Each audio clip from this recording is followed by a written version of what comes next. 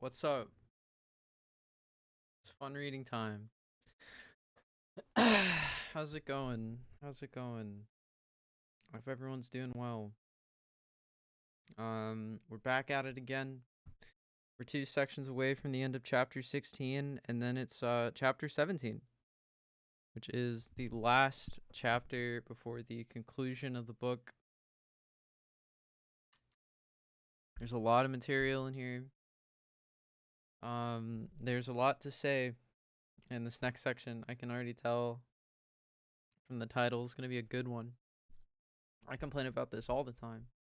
Homing to the herd. We're once again talking about The Age of Surveillance Capitalism by Shoshana Zuboff.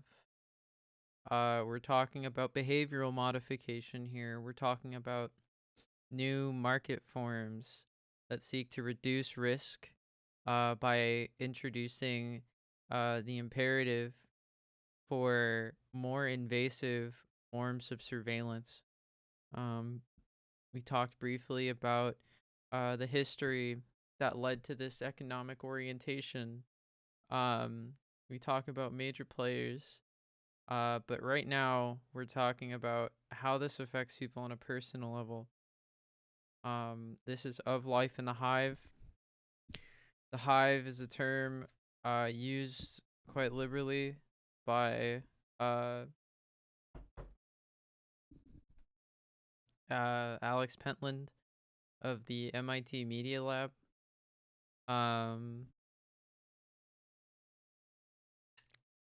His own book, Social Physics Demands Some Inspection. This is where it's at. This is what's happening today. If you don't think this is important to know about, then I'd love to understand how you maintain self-awareness amidst this ubiquitous computing architecture. Yeah, this really is the new frontier of power, and we're about to get right into it. So behavioral modification, how does it happen? There's traditionally understood forms of behavioral modification, like conditioning, right, and tuning, where we're doing things over and over again to form habits or to condition a response so that our brain learns to act a certain way in the face of a certain stimuli, right? Or tuning, where we're given choices in a particular form that encourages one choice or another. We lock up our phones when we want to focus on work. They put gas stations with higher prices next to the freeway, so you're more likely to go there. The most repeated example, the lunch lady puts salad in front of dessert to encourage you to make good choices, right? But now we're talking about herding, and herding has everything to do with subculture. It has everything to do with how people act in groups, with how people believe that they should organize to form a consensus. And consensus is the thing that we lack as a wider community, that keeps us furthest away from having our needs met. A lot of people will reject consensus. They'll believe that the division of people is all you need to accomplish your goal of creating a society that takes care of everyone, right? Or, maybe you just don't want to take care of everyone. Maybe you've decided that some people are just fucked. Well, people have already decided that about you, which is why consensus is often regarded as one of the more desirable short-term goals for this long-term project of guaranteeing equality to all people, right?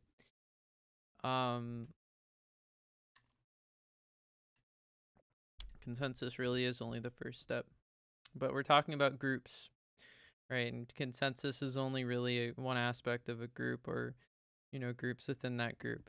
And we do care about groups within that group because a computer can care about groups within that group. Our self-awareness now demands it. So we've gone in circles. We see how this is interconnected. Let's see how we're interdependent on one another now. So this is homing to the herd. This is not a rehearsal. This is the show. Facebook is a prototype of instrumentarian society, not a prophecy. It is the first frontier of a new societal territory, and the young among us are its vanguard. Already getting a lot of negative feelings here. The frontier experience is an epidemic of the viewpoint of the other one, a hyper-objectification of one's own personhood, shaped by the relentless amplification of life lived from the outside looking in. Ooh, I like that. The consequence is a pattern of overwhelming anxiety and disorientation in the simple act of digital disconnection, while connection itself is haunted by fresh anxieties that paradoxically leave too many feeling isolated, diminished, and depressed. We're already seeing the connections to violence and parallels being drawn between people's lives based on sensations. One wants to say that the struggles of youth can be painful in any era, and that it is simply the destiny of today's young people to encounter the work of self-construction. This is like someone speaking about how unsure they are about how people are gonna react to them. This is someone speaking from like the standpoint of being like rejected pretty routinely. When you're arguing with bots all day, this is just how it feels, because on some level you can't immediately berate people for not being human, right? You can't just dehumanize people. So things that can imitate humanity demand to be inspected. So you kind of come from this point of view where like robots and real people will reject you, and so it's like it turns into this habit of coming at things like very defensively, and it doesn't have to be a robot. It can be like any automatic process, could be someone behind the desk following a handbook. It could be someone behind the telephone or on the other end of a telephone line following the handbook. It could be someone following a handbook. It could be someone taking a walk around the town and interpreting life around them like a handbook, seeking to imitate the image of what's around them. It's really fucked up. You ever seen Network?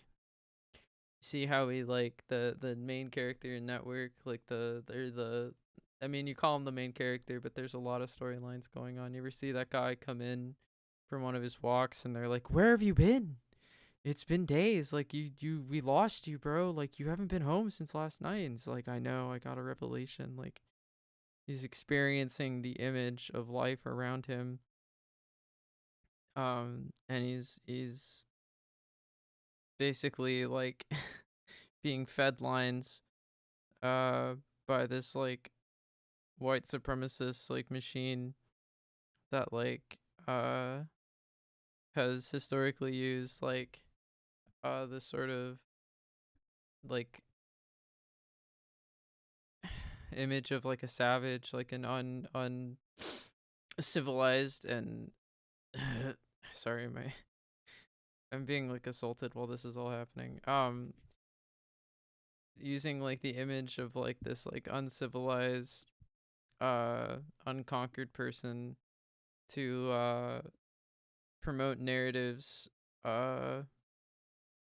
that historically in their originating societies did the work of instating a hierarchy that can be drawn upon by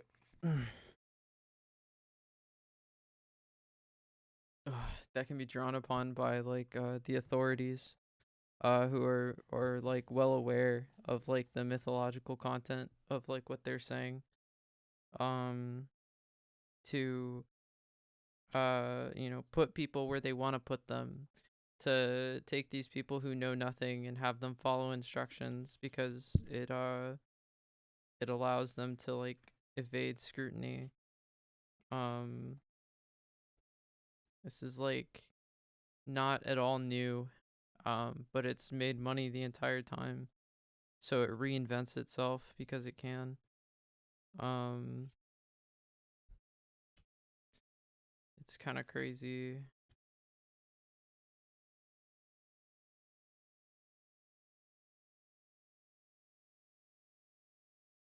And so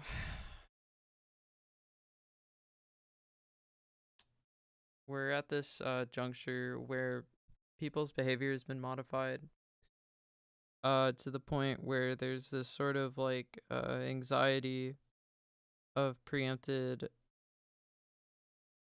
rejection that's rather human. It's evolutionarily, it's it has everything to do with like hormesis and like habit forming, like opponent process theory. This idea that like um using the reward center of our brains, we evolved to know like when we're hungry, or when we're sick, or when we're tired, or when something is causing us pain.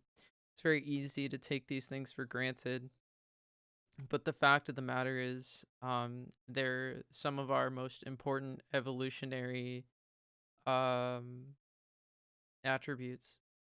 People didn't evolve to be beautiful, or to be smart, or to be heroic, or brave, or cowardly, or whatever it is.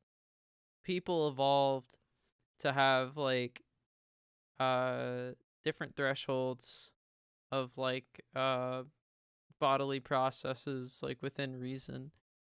Like that's the thing, is like people, some people like have a personality that lends themselves to becoming very addicted very easily to things. Some people have but what we're seeing is like this socially, when we say personality, we're saying that there's this like socially constructed like cognition. There's this like uh sympathetic process happening within the brain that uh interacts with the parasympathetic aspects of the brain, things that are like automatic. um and what really solidifies that as any sort of like genetic determinism, or genetic destiny, or uh race, or nationality, however you want to put it, um are the structures within society that define where that person can be at a given time during the day, where that person can find food, water, community, right? This pseudo survival, this augmented survival. Um, so I think for the average person, it's good to go through life um assuming that people genetically have about as much potential as anyone else to be like that person. People will highlight geniuses, but they won't tell you what that genius thinks about politics, or they won't tell you how that genius eats dinner, or that person is thinking about 24 hours a day. You're simply asked to assume that that could never be you, or that you could never reach thresholds of skill that that person can. It's essentially a show to make you give up, when you more realistically have the potential to be like that person, uh given enough time and practice. Because I'll tell you right now, these people are uh raised and essentially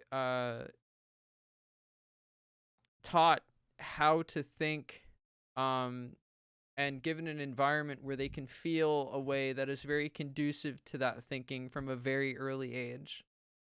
Um, they might be a second or two faster than you, barring any disability. Um, but that's a majority of people, right? A majority of people don't have a disability. Um, that's kind of how this works. So it's like that this person comes into our lives and has to take this sort of like apprehensive approach is endemic to anti-intellectualism that is present in society, right? Like um we're talking about like uh people like being bullied, that kind of environment where this type of thinking is nurtured. We're talking about people being violently interrupted from like a very early age, like that kind of environment where this thinking is interrupted. Anyone can think like this, but not everyone has the privilege of being in an environment where that kind of thinking is promoted or even allowed. Um, so yeah, it's part of the reason why like people who go to private schools just like have this like propensity to piss people off or to like be manipulators or sexual beasts and deviants.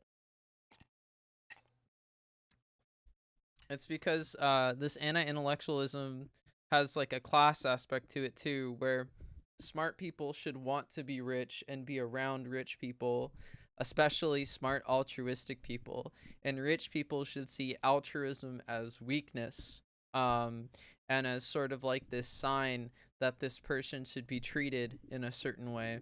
Um, because it is simply what's proper. There's so much division between these classes, right, and where they spend their time and who they speak to, that there can be this mental wall between people where they can't read into one another's personality or expect any sort of good manners from the person that they're talking to, which is what this first paragraph is really speaking to. I think for this section it would be best if we just read through it, and then started writing. Normally, I would take this paragraph by paragraph, but when Zuboff starts it with like metaphors, it's already demanding a lot of scrutiny and a decent amount of background information. So to better understand like how to interpret this text, I think it would be better to read through the entire section. So moving on.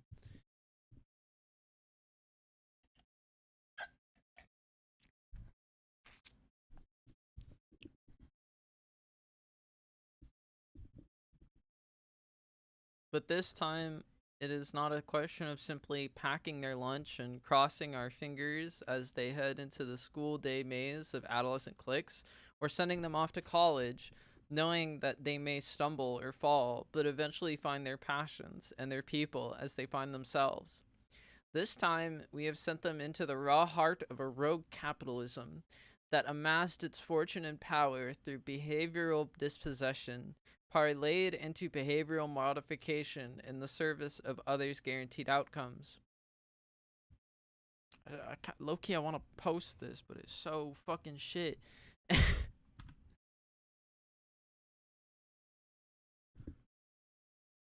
I would ask someone to read this chapter, but I don't know how much I want to reproduce this.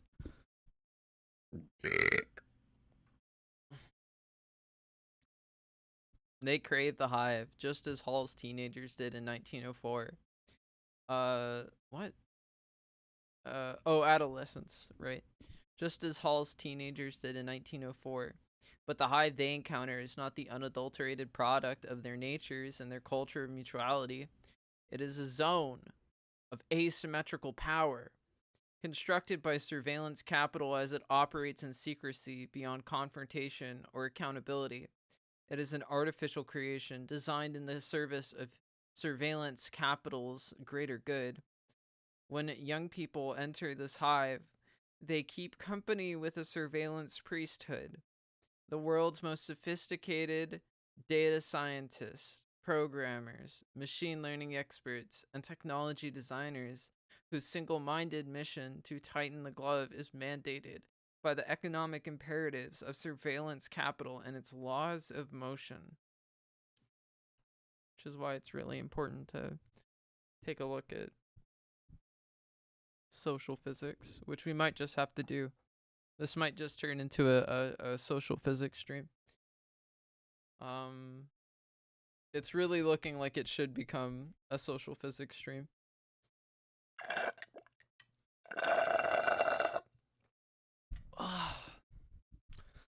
But I already made the announcement, so we're gonna finish this section. Just gonna make a note for myself here.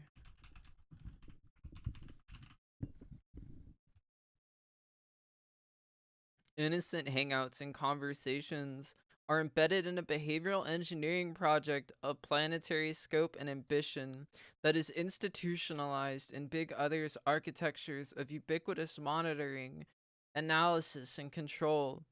In their encounter with the self-other balance, teenagers step onto a playing field already tilted by surveillance capital to tip them into the social mirror and keep them fixed on its own reflections. I don't remember that section reading like that. Everything depends on feeding the algorithms that can effectively and precisely bite on him and bite on her and not let go.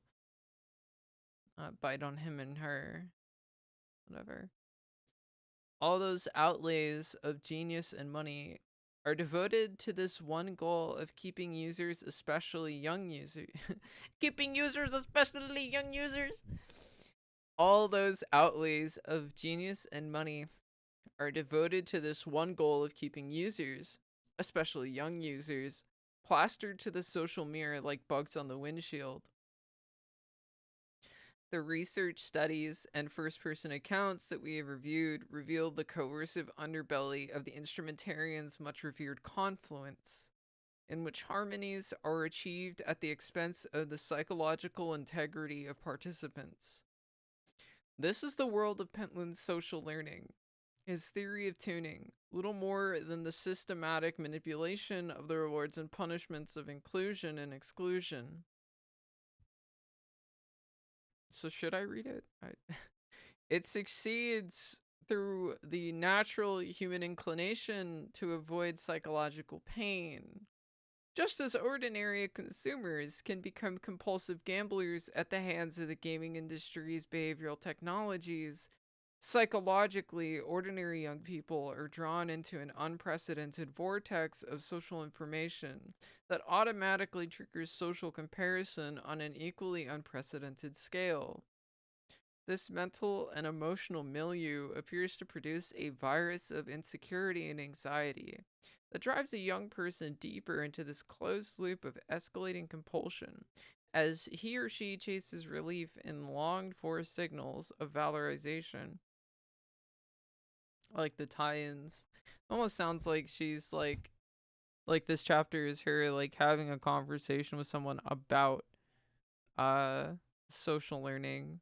The paragraph before this has parallels with an earlier section where she talks about like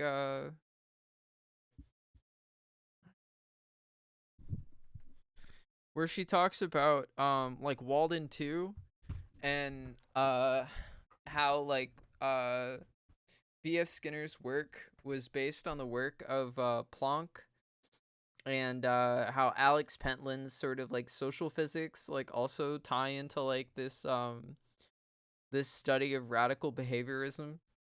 The idea is to root instrumentarianism in history as a development of the radical behaviorist neoliberal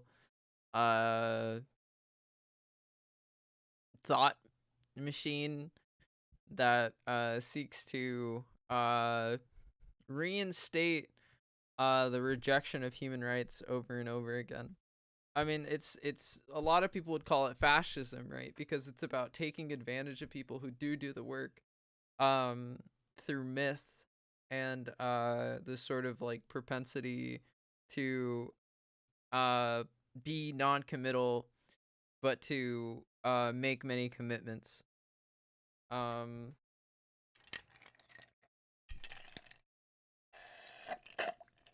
there's just a bunch of goons.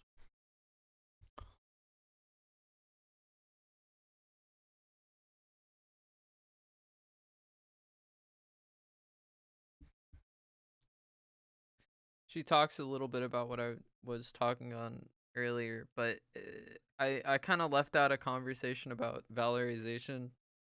I don't fully understand valorization. I won't come up to you and say that I understand like the same way that I might understand like, other sort of rewards related topics, like how valorization psychologically plays out for people. Psychology isn't my strongest subject, but like um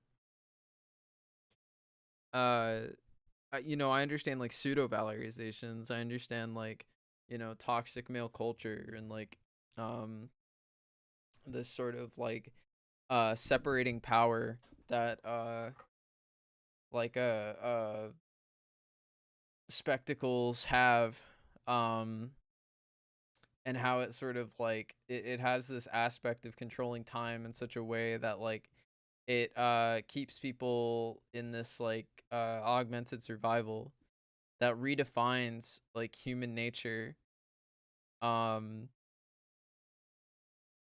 based on a number of uh prescribed social etiquettes, um that reproduce this like system of pseudo valorizations within the spectacle, while the spectacle itself does not reproduce the culture that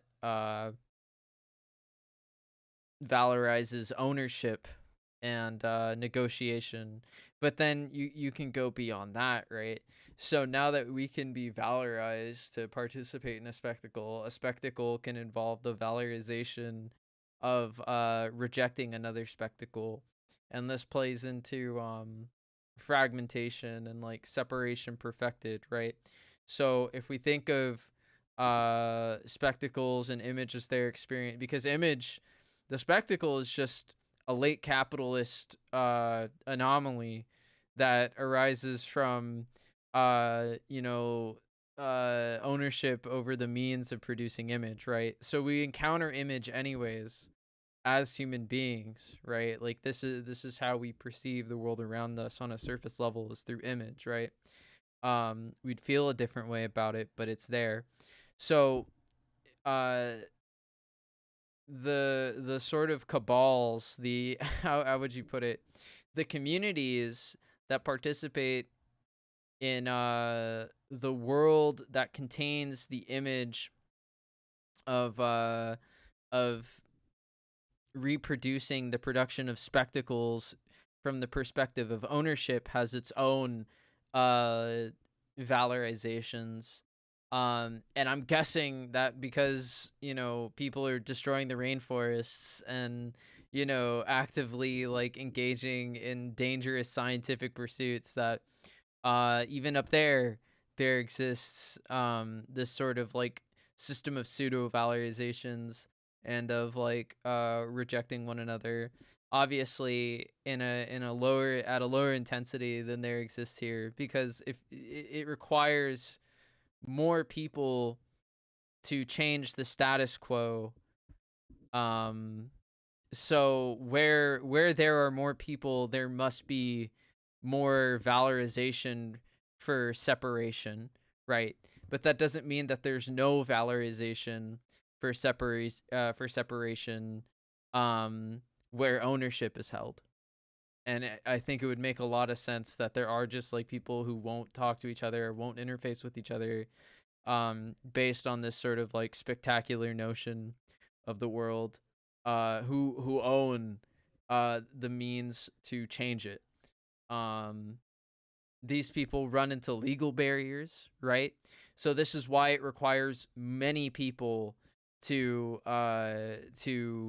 rectify this situation, because at some point, um democracy governs whether or not um your right to ownership is the right to change the status quo, if that makes sense. So yeah, it there is demanded some discussion of valorization.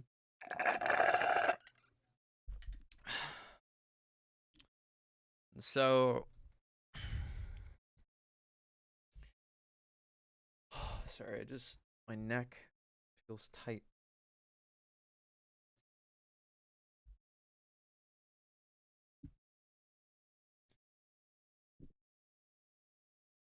I hope you followed. Rewind the video if you need to. This cycle unnaturally exacerbates and intensifies the natural orientation toward the group.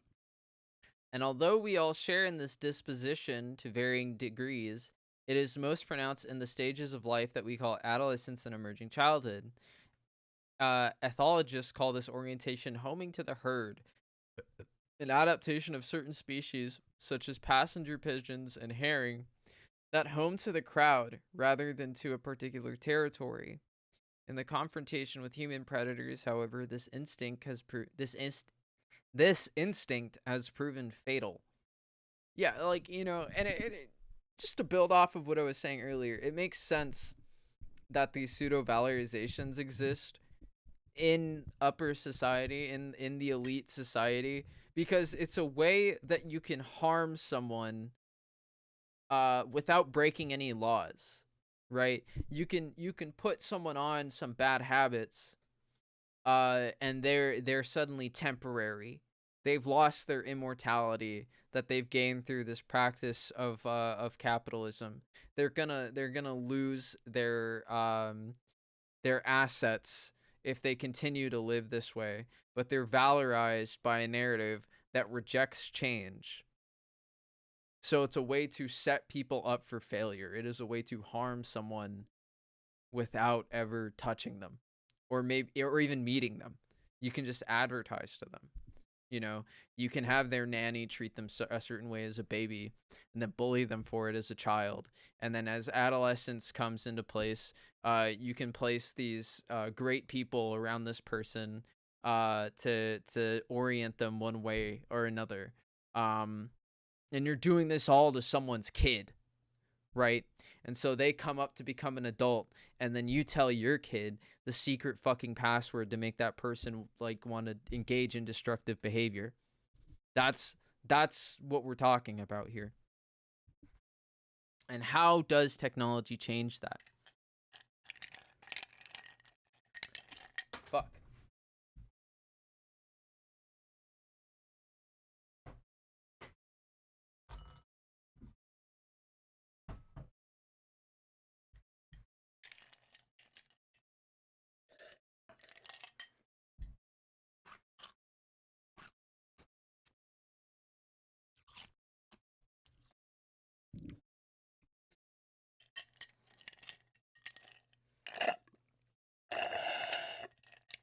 And the one thing you can do is to gain self-awareness, which is why we educate ourselves, which is why it's important to have these great people around someone. Why would I let someone around my kid if I already had everything going the way that I needed it to? Because I stand on the shoulders of giants. Because I didn't teach myself.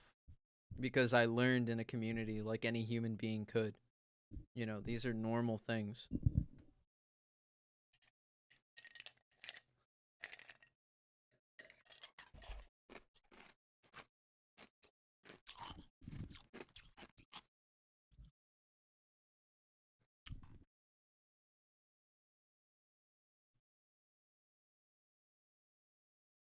For example, biologist Bernd Heinrich describes the fate of the passenger pigeons, whose social sense was so strong that it drew the new predator, technologically equipped humans, from afar.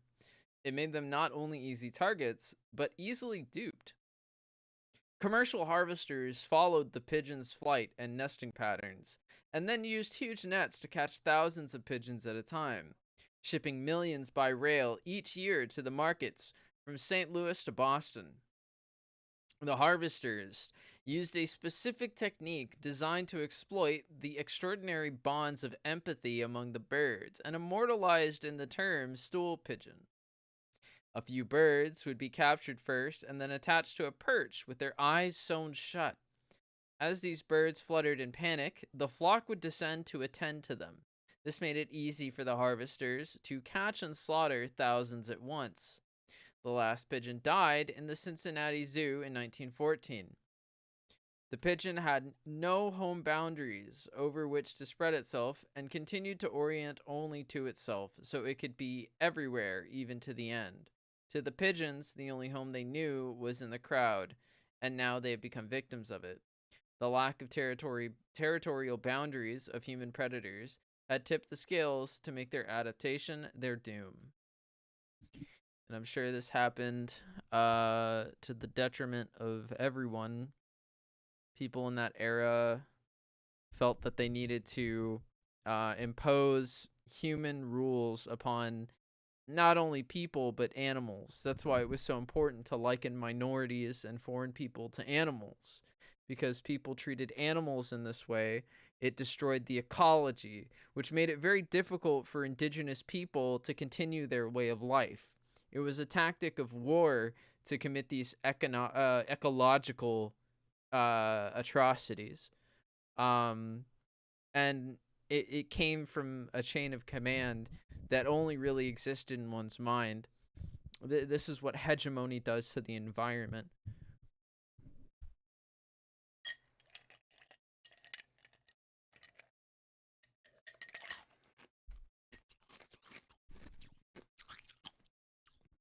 One must know more about life if they are human, if they are white, than an animal. That's the presumption.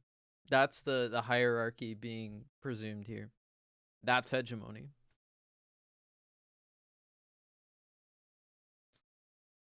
Facebook is the crucible of this new dark hold on. Facebook, social media in general, these are environments engineered to induce and exaggerate this homing to the human herd, particularly among the young. We are lured to the social mirror, our attention riveted by its dark charms of social comparison, social pressure, and social influence. Online all day, online almost all day. As we fixate on the crowd, the technological equipped commercial harvesters circle quietly and cast their nets.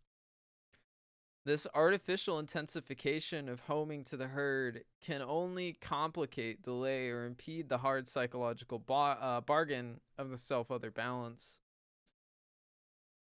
When we multiply this effect by hundreds of millions and distribute it across the globe, what might it portend for the prospects of human and societal development?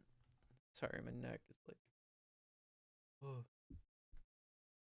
Ooh, like my upper back.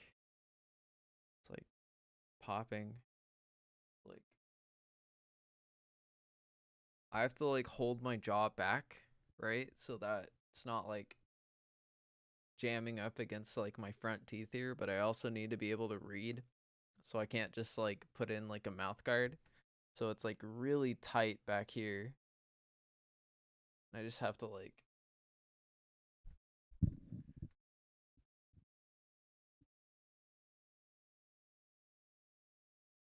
ooh.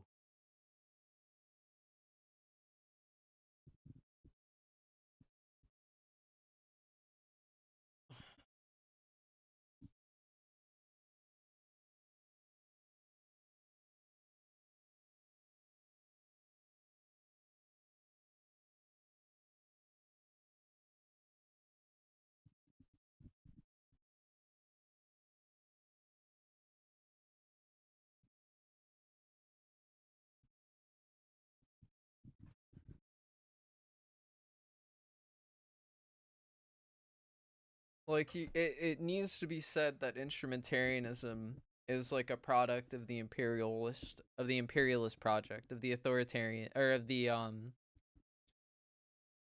it's a It needs to be said and contextualized that instrumentarianism is a product of the totalitarian project. It is a complement to the totalitarian project.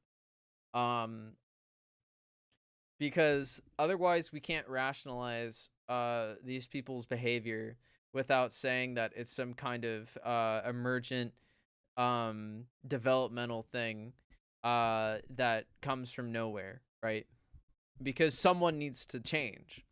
If it's completely phenomenologically originating from one's own personal choices in this totally functional world, then that's fine.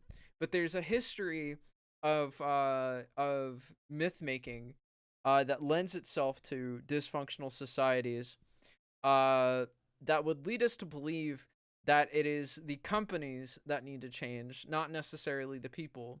Now, realistically, these people, all of us need to change in tandem.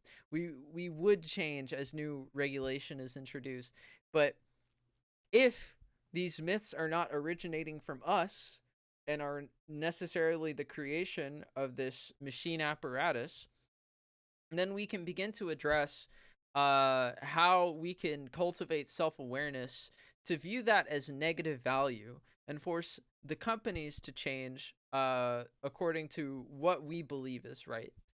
Um,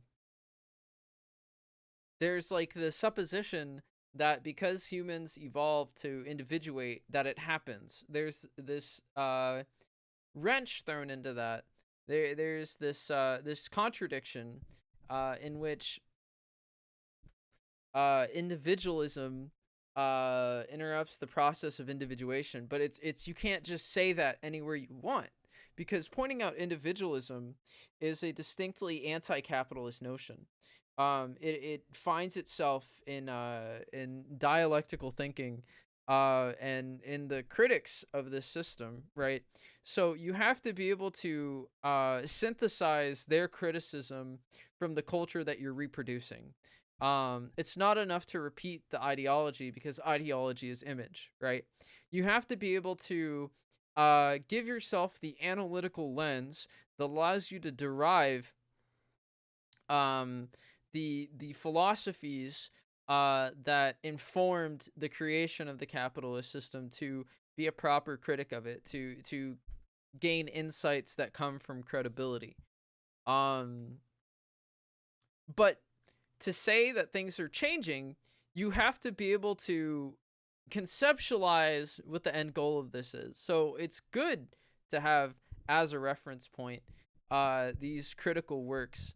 And it's good to criticize these critical works. But the fact of the matter is you have to understand what's happening on some base level that pervades economic theory without regurgitating it. And that's really hard. That's really hard when people are fixated on the crowd or whatever it is. Um, because we can see this go in a positive way, where someone, attacks the issue from terms that they can understand, that they've learned, that they've internalized from their own observations and from learning, about math and fairness, right? Ethics on this like very like elementary, like secondary post like secondary level, and then apply those things to sort of like a post-secondary education, where all of this like gobbledygook, like double speak, shows its contradictions, because that's how you actually find like the messages in these things, right? That's what I've been doing this whole time. That's like my whole show. And so it's like when you have people making Twitter arguments, right, and then getting shut down by a bot network that just regurgitates like patterns of human speech that like imitate this like Twitter argument, you create this like toxic culture where people look for ideological image. They look for shallow ideological images to decide what is and isn't good for them, and they stop thinking about what's happening, and continue on with their stressful, anxiety-ridden, cognitively dissonant life until the question is brought up to them again, and they say enough to go back to whatever sort of pleasure seeking that's come from this like accelerated, anxious lifestyle.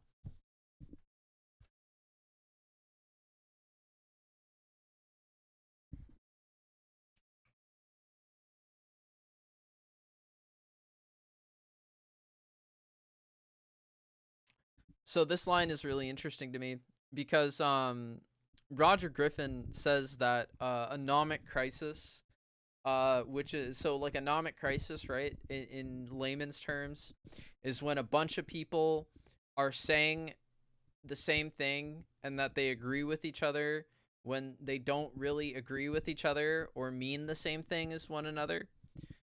We see this present in fascist movements throughout Europe in the early 20th century, leading to things like the Holocaust, um, and World War II.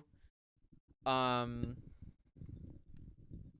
it's important to note that Roger Griffin says that authoritarianism often co-ops a fascist movement and takes its political potency and reorients it towards authoritarian channels. Which is why we kind of see this phenomena where, like, in dramatizations of life, we see like fascist people portrayed as sort of like these nerdy outliers in the grand scheme of things.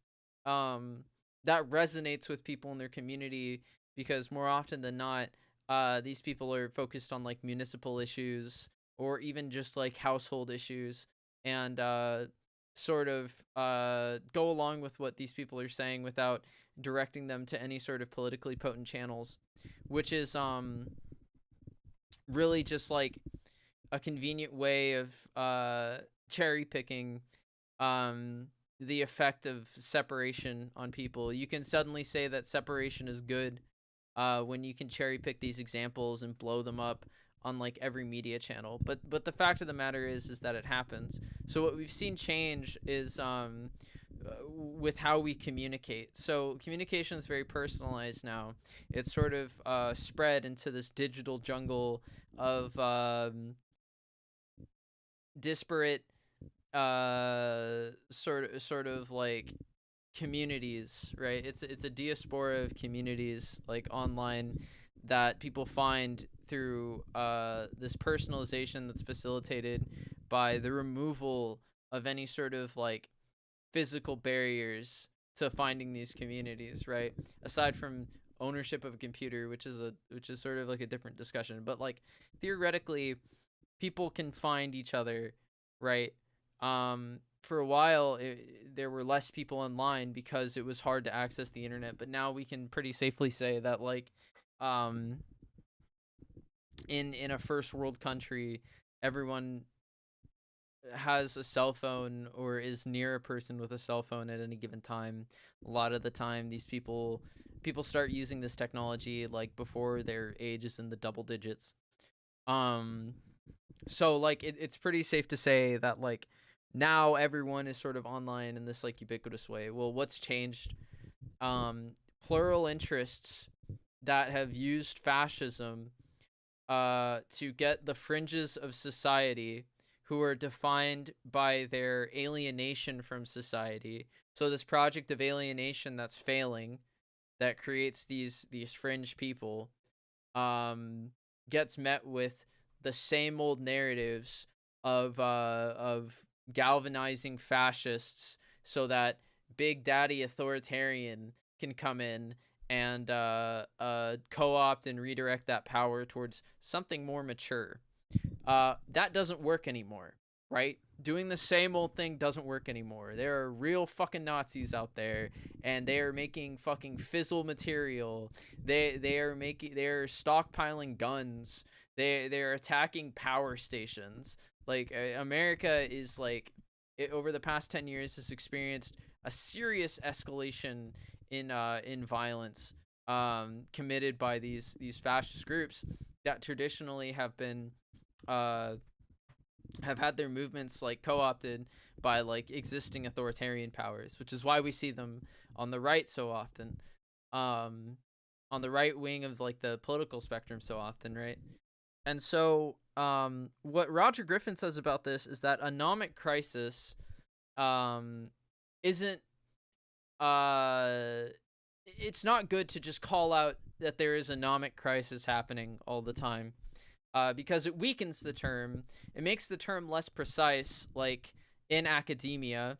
And so, if a economic crisis were to happen, it would be very hard to identify a course of action that would allow people to not repeat the genocides of the early 20th century. Um, and so, one of the barriers to a nomic crisis happening that Roger Griffin says is that the scale of these pockets of mythology um existing and communicating with each other fails, because once people leave their tiny communities and go here, go to this pocket, go to this pocket, go to this pocket, go to this pocket, they realize that these people taking themselves very seriously to create a fascist movement don't mean the same thing as them. And so all of their gusto, all of their valorization leaves them because of separation perfected, right? So what happens when everyone is just typing bullshit online, not talking to each other, not traveling, just sitting at home and saying the same thing about what's happening to them, with a bunch of people sitting in the same environment, describing their environment in the same way, like they're on their phone, they're on home, they're at home, they're on a website, right? Well, now this nomic crisis is now that this sort of nomic issue is at scale, at a scale at which these communities where people traveling between them diffuse the situation now becomes this like resonance in this like sort of digital realm. Zuboff is heavily implying that there is a nomic crisis globally today. Now, that's not true. In America, I think one could make a very strong argument that there is a nomic crisis, and that's definitely why we've seen a scale back of like news coverage on these violent incidents committed by these fascists, right? Because what we understand from like all the school shootings leading up to now is that putting these people on TV valorizes them. It justifies their actions and it gives them notoriety, right? So that's one way that this issue is kind of like showing itself and how it's affected institutions, um and kind of makes real that there is like a growing white supremacist threat in America. um and the technology that Zuboff describes in The Age of Surveillance Capitalism also like supports this. We are in a dire policy void. People are making way too much money the old way, and it is fucking up everything. Once there's a generational baton pass, once these baby boomers are dead, it's game on. Shit could go down real bad. And so it's important to address these issues now, and to spread this information now before people lack so much self-awareness that we have World War III and we have Holocaust 2, you know? A lot of people would argue that similar things are happening now. I mean, they're not literally doing Kristallnacht. They're not, because Kristallnacht at this scale would mean all of America. It happens. The detention centers becoming, Dr. Mengele, like, Holocaust scenarios would be happening all across America now. But because it's still these like little pockets, it's hard to argue that like there really is like a neo-Nazi like systemic issue right now. And maybe that's true. Maybe it's best to just like blot out these little spots while they exist, but privatization of military force is highly problematic. How did Hitler do it? How did Hitler do it? He did it with the brown shirts, bro.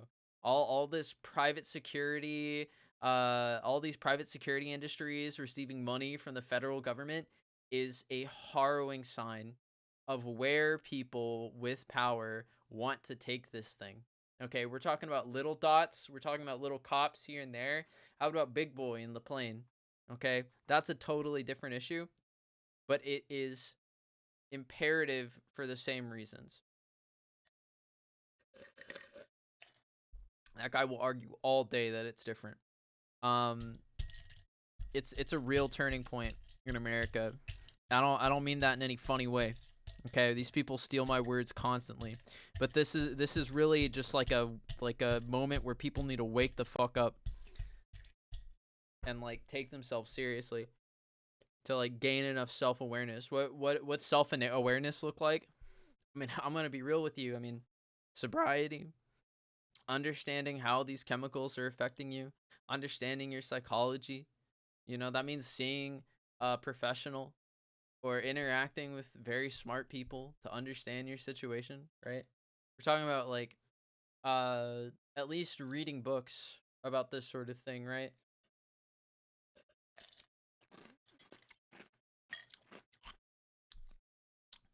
If you don't get this much out of a single statement and can vocalize all of it, your anxiety is keeping you from being fully self-aware. Your standards are keeping you from allowing yourself to grow in this way. Growth mindset is like a huge part of this, right? It's good to be able to look at these things critically, without having, without feeling the need to like cognitively engage in like this like outburst. Which means a lot of people have to change how they socialize, but that's the way forward. Is taking things as they are instead of blowing them up into these giant problems before uh, these channels of information that produce this image completely mislead you, because that is what leads these people to having these like gigantic outbursts. Is it's like drama, or it's like a Twitter argument or something, right? Like it's not enough to come at these things from like this like sort of like a scientific angle. It's not enough to understand what's happening before you know what words mean. These are people who prescribe what the words mean to understand what's happening. You're like expecting people to be like these perfect things, or like you're using fascism to try to move people around for your own set of valorizations. And so it's a lot of people care. A lot of people reject that kind of thing, but they won't outright stop it, which is really just allowing too much to happen. To divide people and allow these issues to go on with no resolution. Because that's what leads to these situations where people are at home, on their computer, or just dead and completely impotent. And so yeah, let's move on. Facebook is the crucible of this new dark science. It aims to perfect the relentless stimulation of social comparison, in which natural empathy is manipulated and instrumentalized to modify behavior towards others' ends.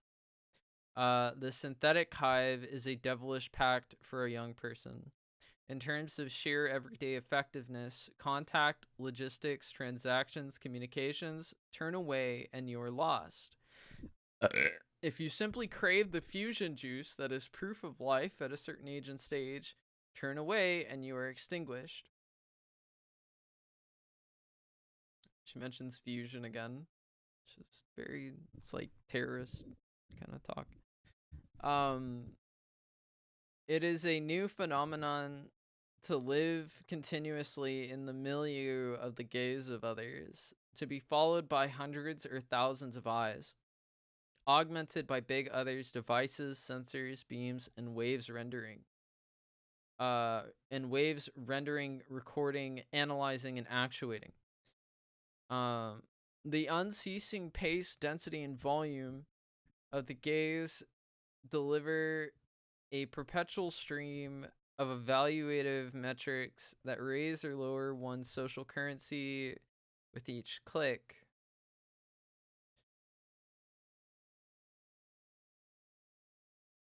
In China, these rankings are public territory, shiny badges of honor and scarlet letters that open or shut every door.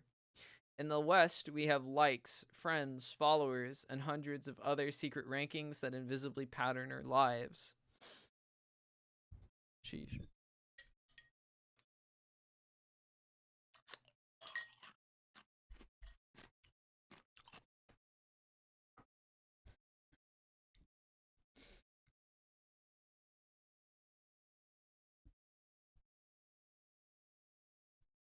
The extension and depth of exposure include every data point, but necessarily omit the latency within each person. Precisely because it cannot be observed and measured. Okay, this demands inspection. All right. We're talking about social credit. We're literally talking about a credit system based on like a computer saying like, go inspect this person, say this about this person, yada yada yada, like this person's breaking the law, even though the law has, traditionally been arbitrated. The law is imperfect, but in China the law is perfect. And so like extension and depth, we're talking about economies of scale. The extension and depth of exposure include every data point, but necessarily omit the latency within each person. Precisely because it cannot be observed and measured. The implication is that certain people are smart and certain people are stupid.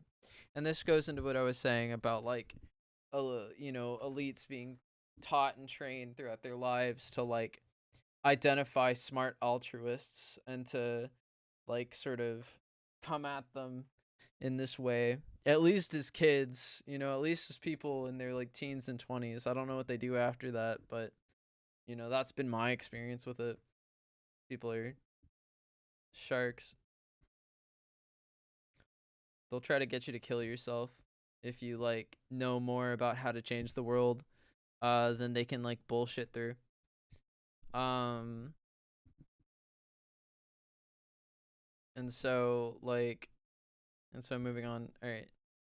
This is the latency of a possible self that awaits ignition from that one spark caused by the caring attention of another embodied human being. Yeah, loneliness can really warp your mind, but at the same time, it's like, they're creating all these lonely people. So it's like, it's a system of like hunting down individuals that they think experience like a certain type of apathy, and to label them as like problem people and like likely to commit a crime. Loki, this is the plot to what's it called? Psychopaths, isn't it? Like where predictive crime is like based on like how cloudy or how like sunny you are that day. Hold on. Oh, dude, I'm so tight right here, man. It's like,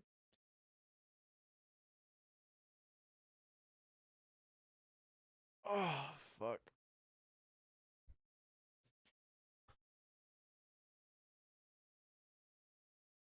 I want new pillows. Need more neck support.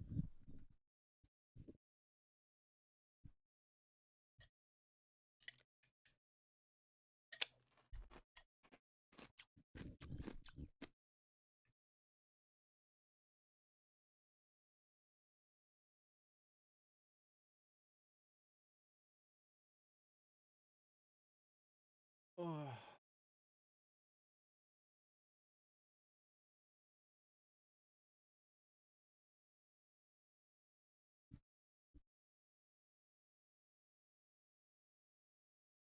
I think one of the easiest ways you can fuck with someone is by like constantly interrupting them and then acting like especially like traumatized individuals, like one of the easiest ways to like really demonstrate to me that you're like coming after me because I'm like, brown and different, um is like you assume that I can't think, speak, and like move at the same time because I have like, unaddressed anxiety surrounding my triggers, right? I mean, once I accept that you're a threat to me and that I can do a whole lot to you, things change pretty quick. All right? Like don't fuck with me, right? But now you got to demonize this kind of thinking. So anyone fucking brown who's ever experienced any sort of like cultural trauma or any sort of interpersonal trauma is like on the shit list, right?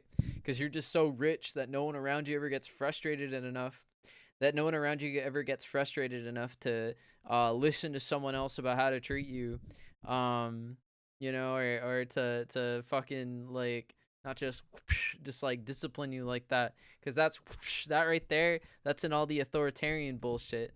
Because authoritarianism is fucking fascist like that. It's like it's about creating examples of people. It's how totalitarianism finds its way into our culture. Um, this whole discussion of like emitting latency and shit like that is fucked up. um Honestly, you just got to be ready to throw down anytime. Oh god. Like you really just like, people are gonna like act like fucking scared and like you're a threat to them or some shit, but this is how they're coming at you. Like on god, like you just gotta like build yourself up like that, and it's a happy thing. It's a real fucking satisfactory thing when shit goes down like that. Like don't even fucking think twice about it. Like that's the kind of way, that's the world we live in today. If you're really fucked up like this, you don't have to be like this to anyone who's not a threat to you. But when someone's fucking with you like this, when you come face to face with that colonizer, you just got to do it with a fucking smile. It's the only way you get through that shit, with your fucking mind intact. You just got to practice mindfulness, escape that cubism, escape that sort of like tunnel vision, right? You just gotta just like that. Now that's why studying's so good, right? Because studying is like suddenly it's like I know like what to say about what I'm thinking. I don't have to use my empathy to like remember everything all the time. um you can just break these people down. But that's why contracts are so necessary, right? Because you have to be able to establish trust with people around you, and you have to be able to like promise people that you are going to bring it back to the community. you know this is the kind of like, these are the kind of dual actions that we need in our society to really bring upon any sort of like uh radical change that's necessitated by this history of violent oppression of people, that's being built into the technologies today that make so much money that they're willing to like uh uh just like hire these gigantic legal teams instead of like asking people how they feel. Like you're replaced by like a lawyer who's hired by Google, and it's effed up. It's effed up because if they had less money, they would be imitating the person doing that, and if they had less money than that, then they're out. They're not even a part of that. They'd be imitating the person who looks like they are a part of that. If they had less money than that, they'd be imitating the person who, has enough money to look like they have like enough money to look like that. Like, it's literally just like that. That's hegemonic. That's the kind of fucked up shit people do.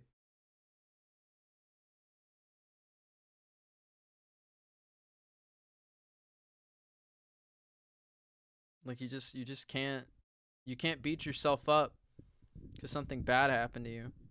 You just gotta be ready to do it with a smile. Like, on God.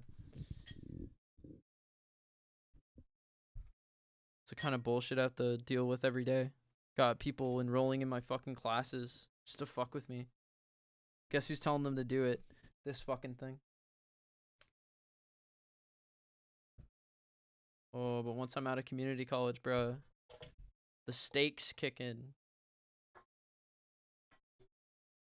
The motherfucking stakes kick in, bro.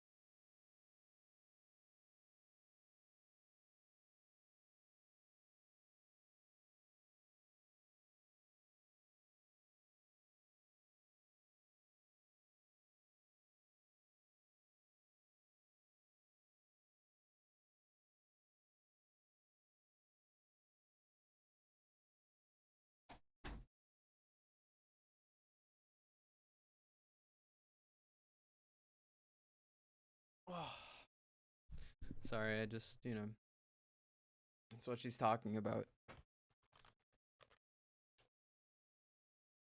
They go, you stupid. You look stupid. Yeah, but you don't even know what you're talking about. But bro, you don't even know. It's all good. It's all good. You don't even know what you're talking about. You don't even know what you're talking. Dude, I didn't say that. I didn't say that. I didn't just say that. That's not what that means. I'm gonna use a bunch of words wrong. That's not what that means.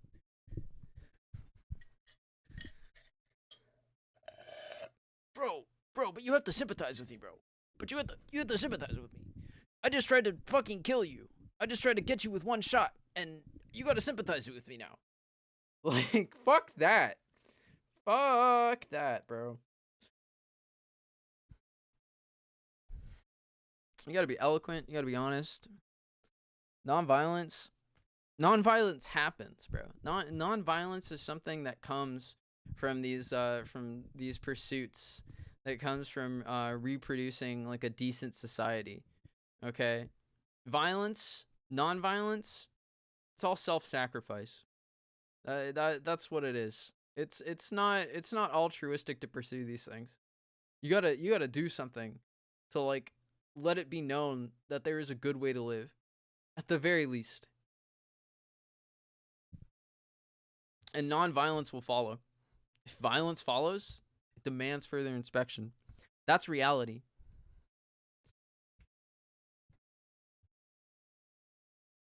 That's why they lock people up. Can't understand it. Guess what? They come out repeat offenders. Almost every time. Almost every time. Prison system's fucked up like that. These rich motherfuckers, they get to benefit off of seeing the right judge, off of having the best lawyers, off of being from these social groups that makes them sound more trustworthy, that makes them sound like they know what the fuck I'm talking about, because they'll sing it. They'll sing it. Will they do it? They better, because they got to listen to you now. If you know this shit, they're yours. They do what you fucking say because you're honest and right. Okay? And if they have a fucking problem with that, then they're fucking liars. And you grill them on this shit, they won't get it right. They will repeat the same status quo bullshit that got us here. Area of growth, sure. That means you fucking listen to people who got through it. It could take years for these people to come around. Oh, but they will. They will. That's the kind of support people need to create.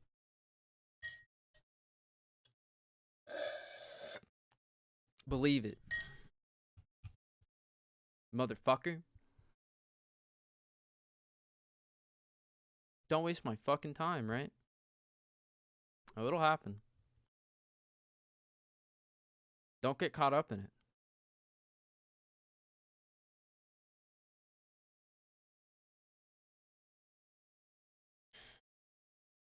The invasiveness of the technology refuses to acknowledge any sort of competency in terms of time, because these settler colonial systems have always relied on nepotism and favoritism to create the sort of dysfunctional lack of harmony that forces one to look above themselves for any sort of guidance on how to create the culture.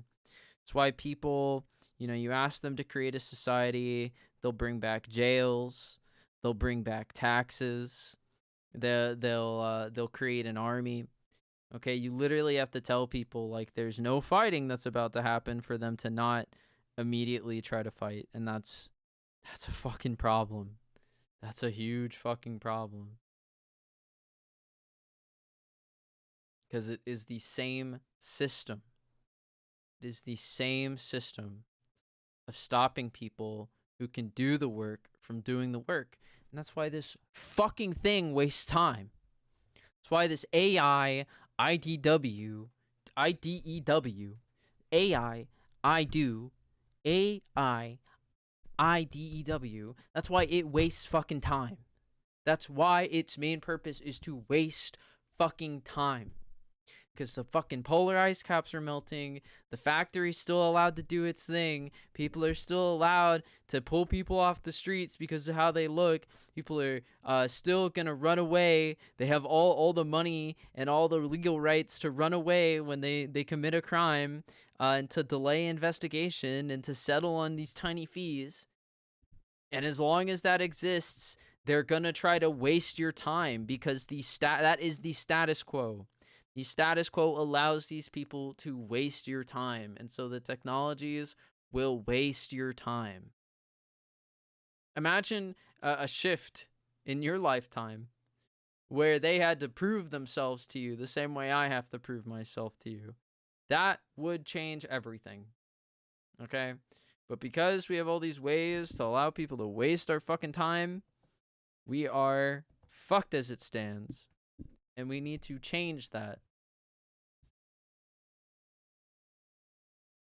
Fucked as it stands. Fucked as it stands. We are fucked as it stands.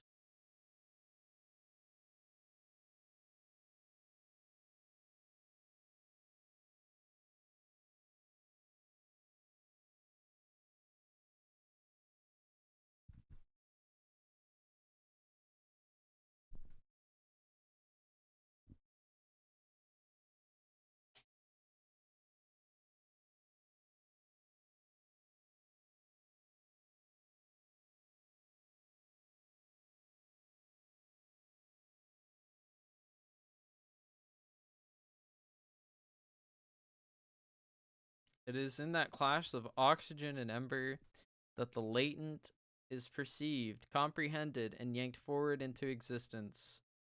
This is real life. This is experiential knowledge.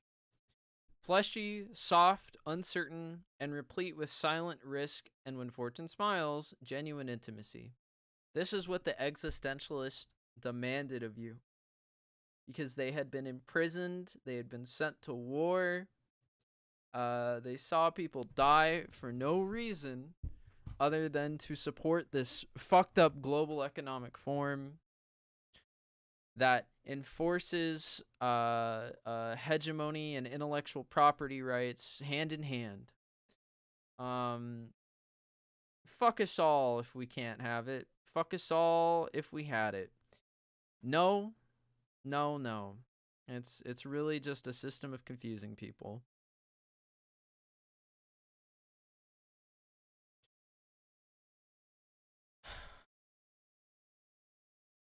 People should have it.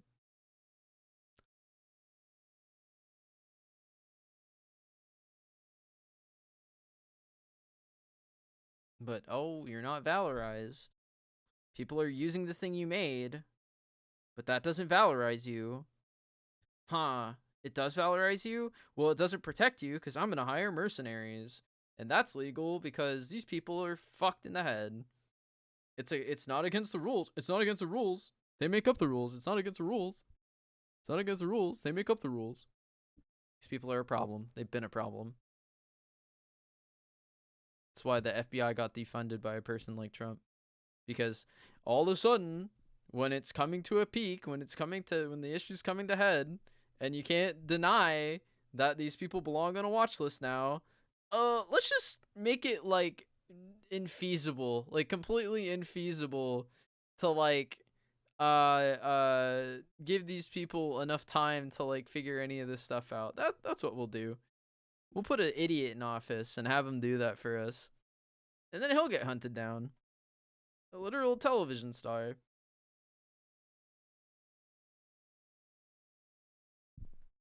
It's disgusting. And then we'll put him in debt, pay him bonuses, and give him a bunch of like violent training while they blend into everyone else that we expediently hire for fucking ICE, the most technologically advanced deportation officers in the country. We'll give all the new military technology and technology enforcement to people who can only target foreigners. That way, white people are getting paid. Because it's fucking disgusting.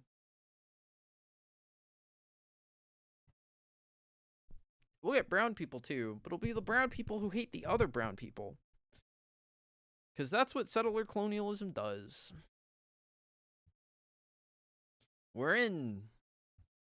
It's our territory because they follow our orders. That's all we care about. People are fucked up. Facebook entered the world bypassing old institutional boundaries, offering us freedom to connect and express ourselves at will. It is impossible to say what the Facebook experience might have been had the company chosen a path that did not depend upon surveillance revenues. Instead, we confront the sudden accretion?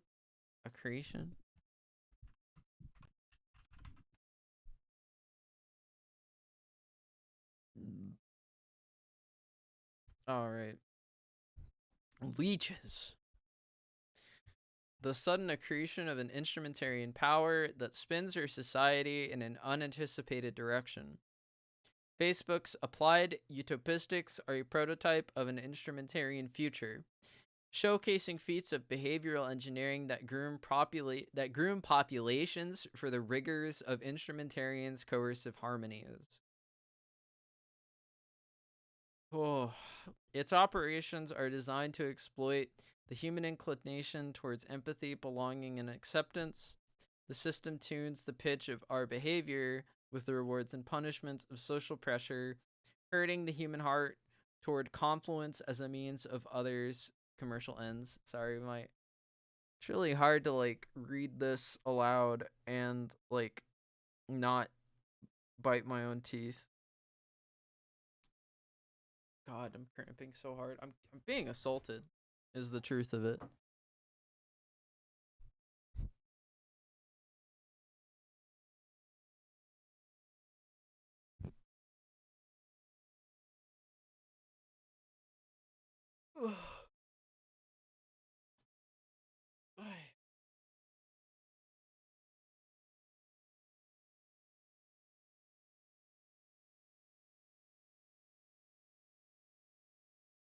Oh, fuck.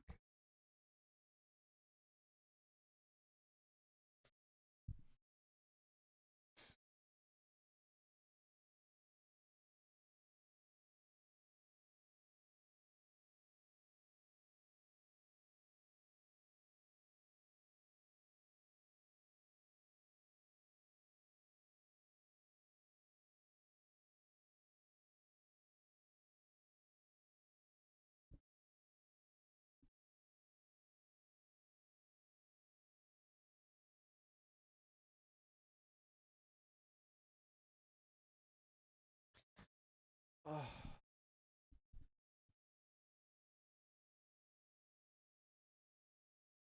I don't really want to read social physics. I just want to interpret this. This is a really thick paragraph. It's really thick. Let's break it down. So Facebook entered the world bypassing old institutional boundaries. So Facebook uh came into the world post 9/11, right? So in the 1990s, the FCC made attempts to I don't need these on. The FCC made attempts to work towards a public conversation and legislature surrounding the topic of anonymity on the internet.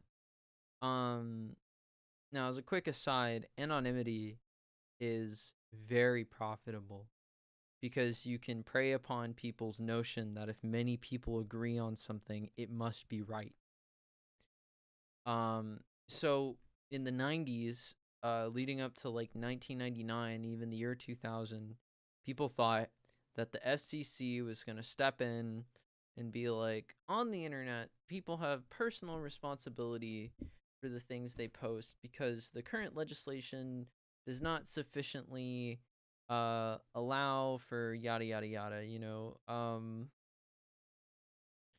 basically people could like post stuff online, and because the user accounts were fungible, or no, because the user accounts didn't enforce non-repudiation, um it became difficult to like prosecute people for what they posted online. But technically you could. They put in place laws that made it so that if someone posts dangerous content online, the person who posted it is personally responsible for it existing on the web server. Okay, this is in the 1990s. Like we're persecuting people's like individual accounts online, like individual user accounts, right? So 2001 happens, right? And all of a sudden, if you're gonna say anything that sounds like anything about so 2001 happens. Okay, we get all the way to September. All right, we start in January, we get all the way to September before 9/11 happened. So 2001, the tech bubble's popping, right? All these Silicon Valley companies are falling off the map. They're going bankrupt. They're not turning a profit. Okay. Um Google's one of the last companies left. 9/11 happens, right? The Twin Towers are hit. The Pentagon gets hit. That one plane goes down in the middle of a field. And as it's pretty well known, there was pretty advanced knowledge that an attack was being planned on America, right? I didn't read the report myself, but my understanding is that if some funding and authority was allotted to a team within federal law enforcement, um then they could have caught the guy in San Diego or whoever or wherever he was from, like before they actually like boarded the plane and did 9/11, right? They could have caught the guy if they were given the resources, but they weren't, right? They could have stopped 9/11. But, something gummed up in the pipes and it didn't happen. So what gummed up 9/11, right? Another brief aside. So, um it's the 1970s. Um Economic growth is kind of petering out. We're like 15 years 15 years or more into the Vietnam War. People are doing drugs on the street. Um, People are coming back extremely traumatized. The summer of '69 had already happened. Like, LSD and mushrooms and marijuana were like all over America, right? Um and these people are like they're hippies. Okay, they're there for peace and love. They're there to reject the Vietnam War. Minorities don't want to join the Vietnam War because they're worried a white guy is going to shoot them in the back. White guys don't want to join the Vietnam War because they saw how fucked up their dads and grandparents were from World War II and World War One. And so like this first modernity group of people who came from a Europe based on war and conquest, whose authority was legitimated by their ability to create violence wherever it needed to happen. And their powers challenged, right? So the Civil Rights Act of 1964 gets passed, right? So this whole movement in America exists where people believe that the old way can be rejected by a belief in the equality of people and the scientifically backed equality of people. And it becomes ratified that this old way needs to be rejected, right? So they say, okay, no one can do this sort of thing to you on the basis of like, these things. You can't be rejected for being a certain gender or a certain sexual orientation or like a certain race, right? You can get a job, go out there, and you can go to school and change the world how you see fit, like anyone else, right? So it's all of a sudden it's like not that cool to like go around being like, man, people fucking suck for being different than us, and they kind of owe us this like old way of thinking because it keeps society together. It doesn't keep society together. We see that this new way of thinking keeps society together.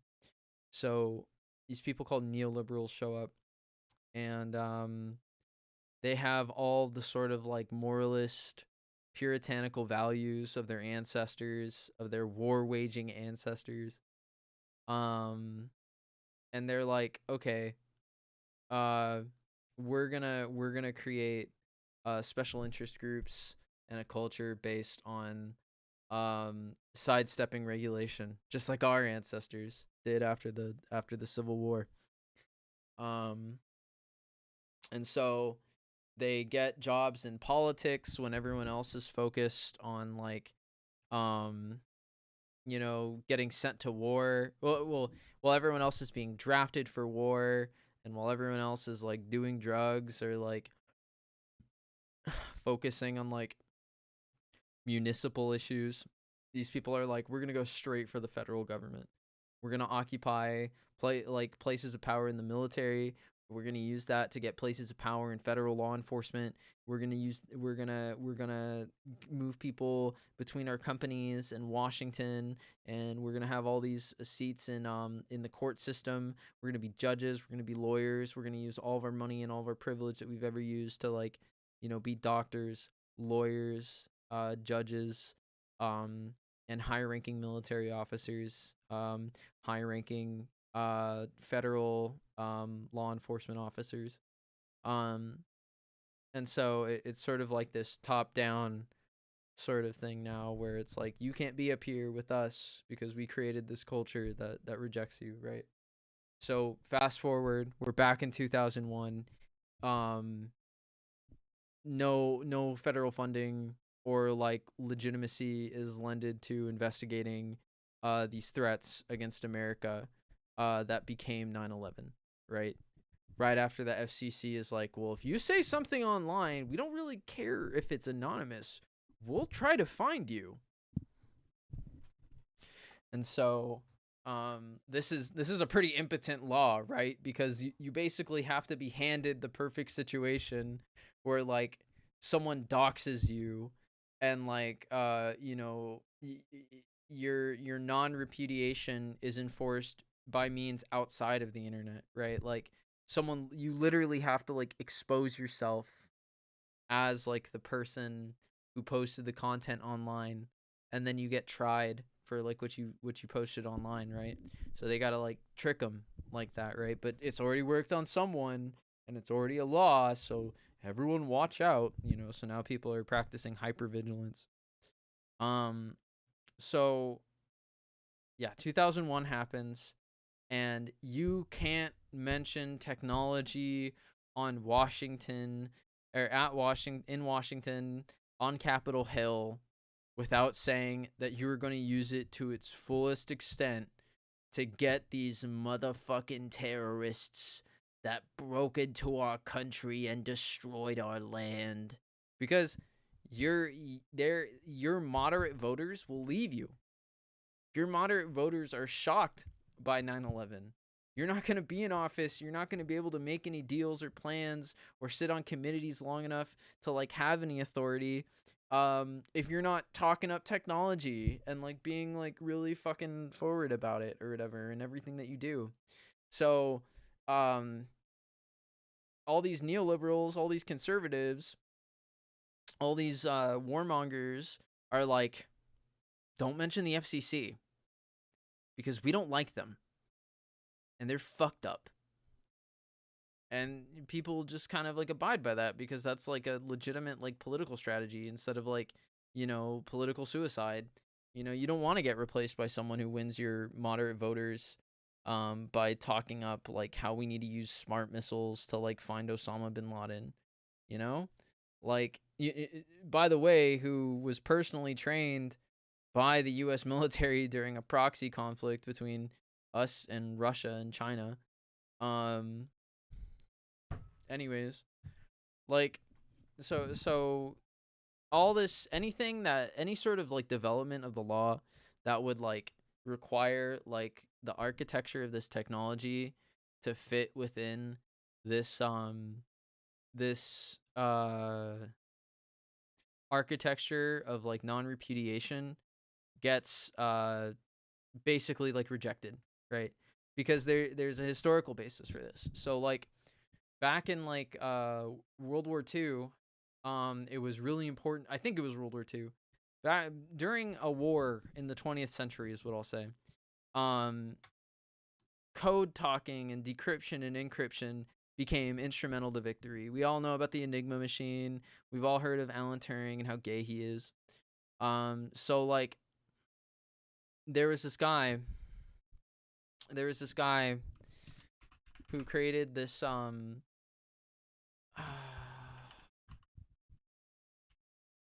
can I spell?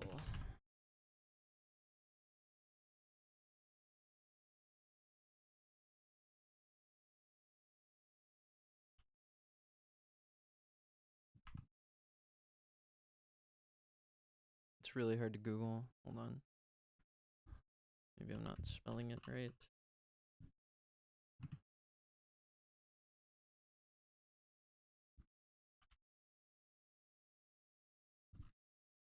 Uh, Damn, have I been misquoting this the whole time?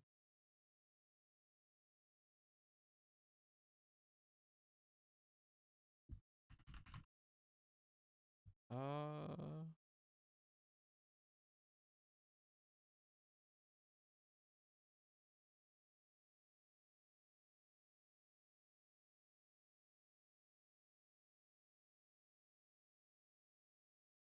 let's see.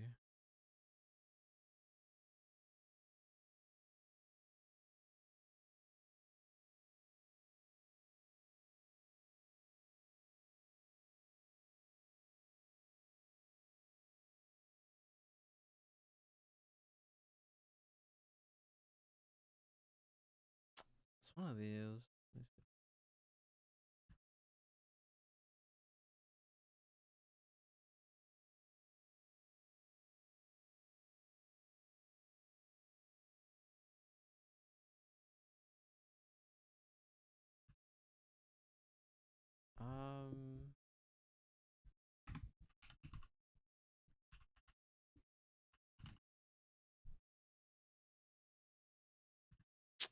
Sorry, this is real pain in the ass. Abstraction architecture.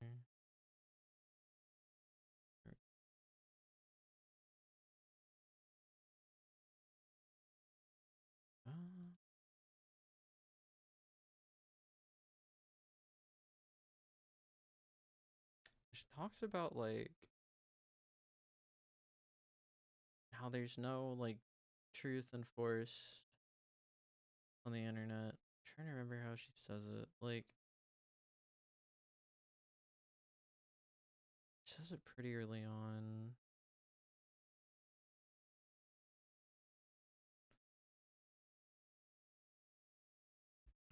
I just put Morgan. Why is it coming up like? What would it be? Like, what would the name be? I swear it was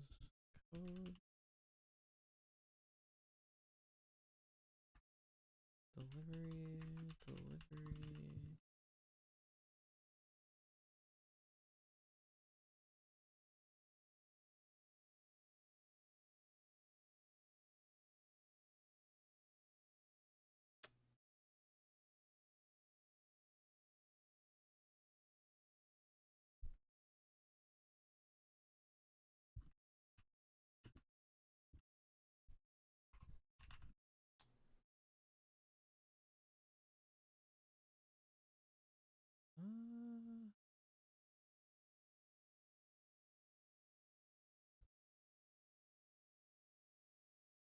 It's worth finding.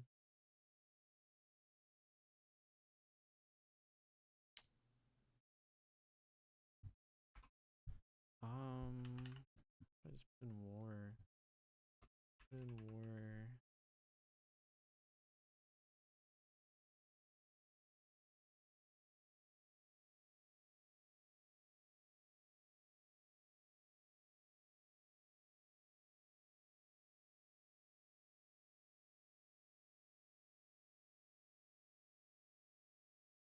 Date of exception.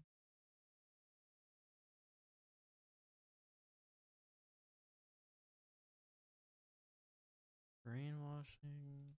But I just look at the FCC. FCC inquiries.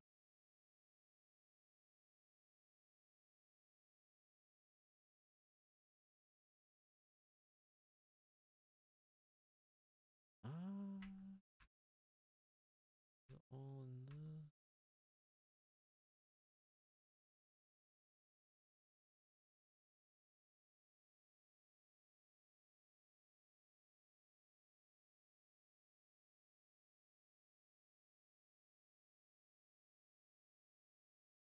What the fuck?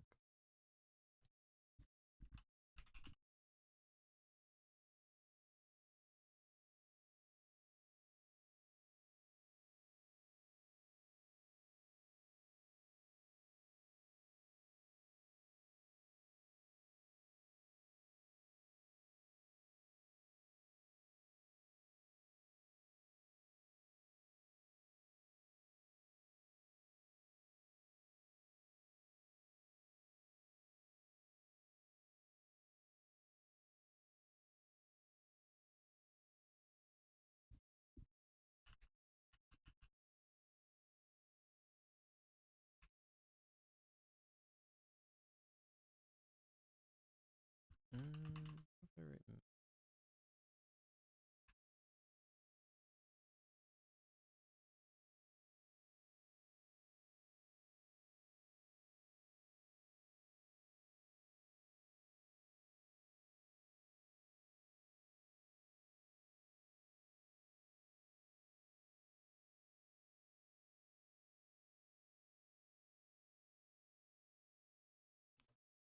Oh, here we go.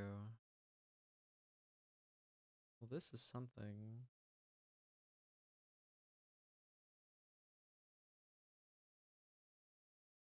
I just 4 years later. 4 years later, sued for defamatory anonymous posting on its message boards. Came to office a conclusion to problems that Prodigy exercise editorial control by moderating its messaging boards. Company establishes content, deleted posts of the court concluded that Prodigy was a publisher, not merely a distributor, because of responsibility of content on the site. The court's ruling stand. Basic paradox: the more SP tried to keep insane, the more it'd be liable for that material. Companies face a binary choice: free speech, savior, or shield for scoundrels. According to blah. Company and content on its platforms, so it's really cannot be compared to content. They express some emoticons, so we can tell there's nothing neutral with them. It's made for economies of scale and surplus.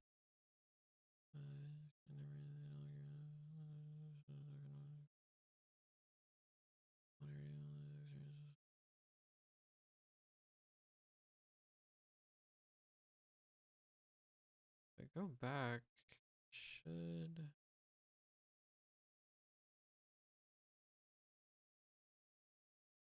show me somewhere.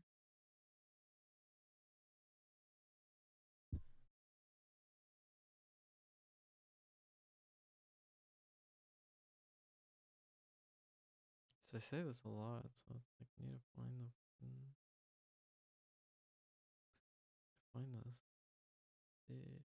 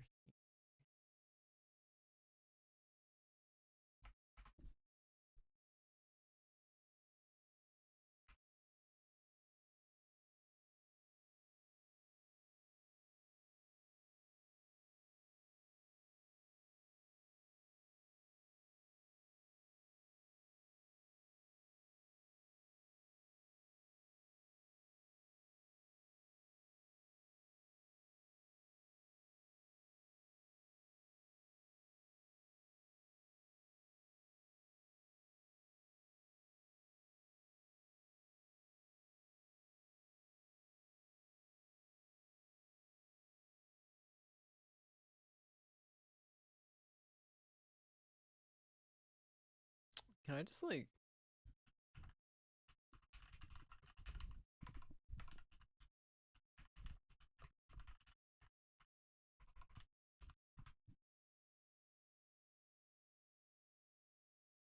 right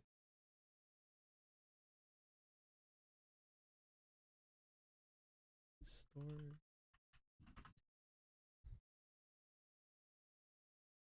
Uh,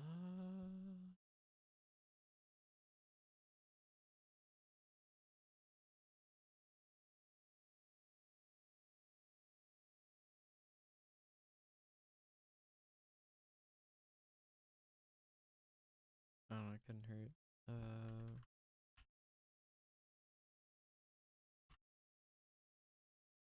If I just do height, put in height.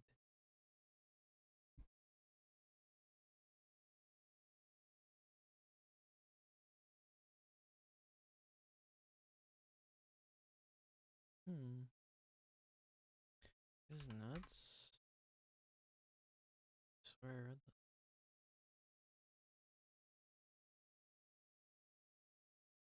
Where did I read this? Oh.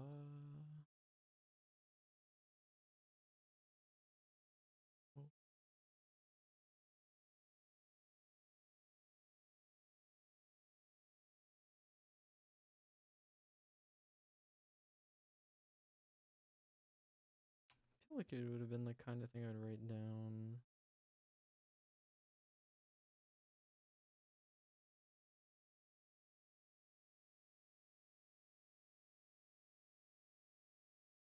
It's so weird. It's like I have such a vivid memory of this.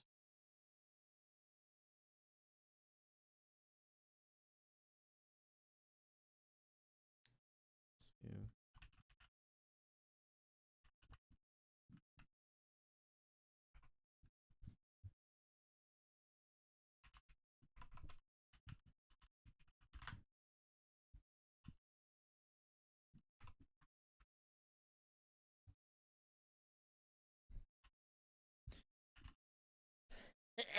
Oh.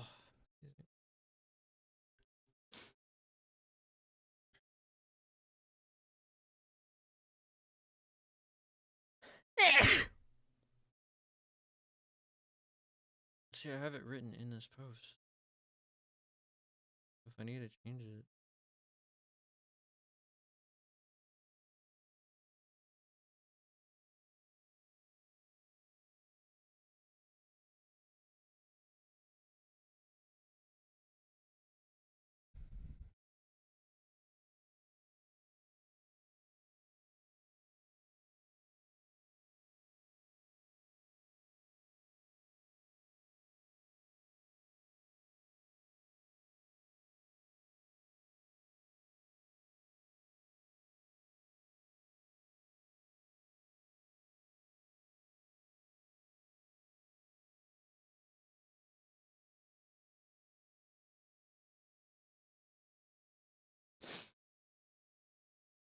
Mm.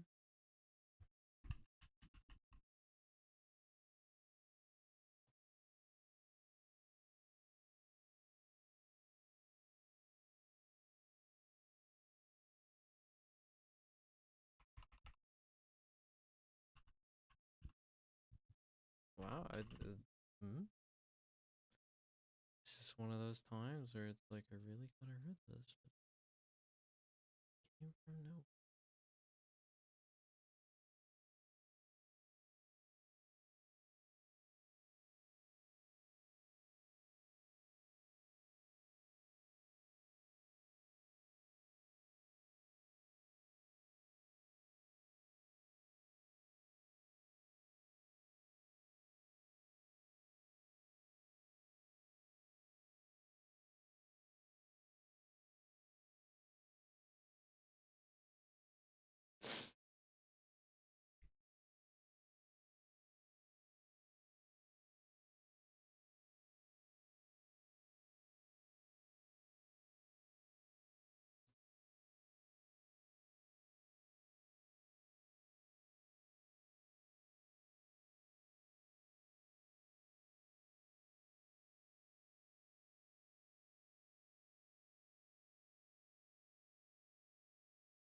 That's so weird.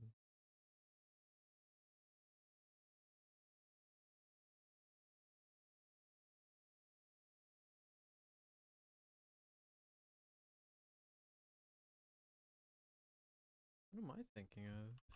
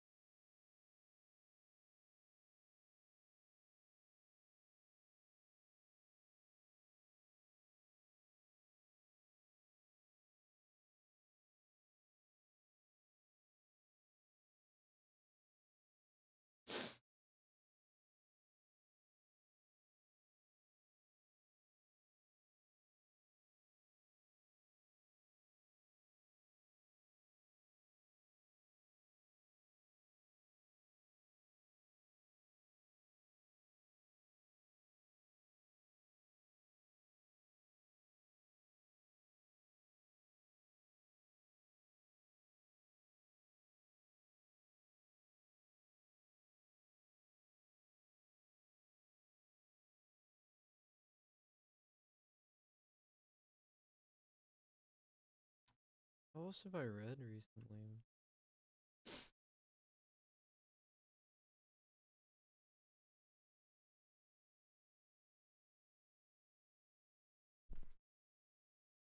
Hmm?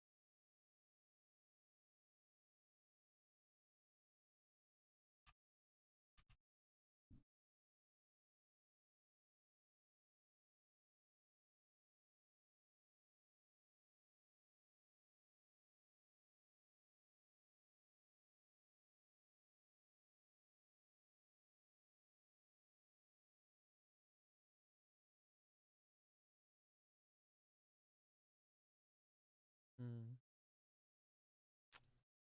Um.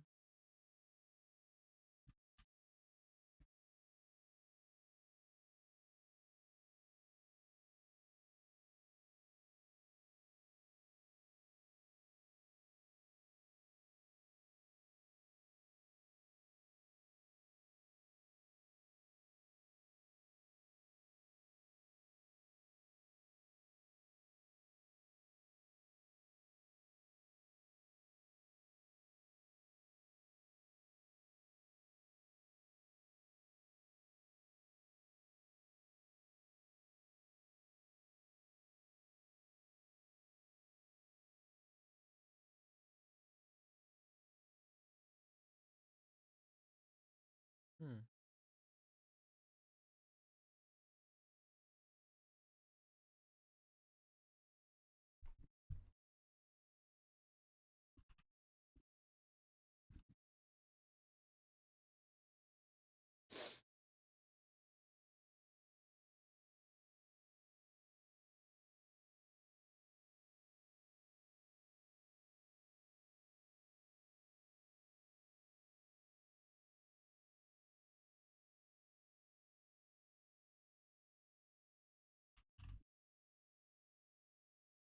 Mm.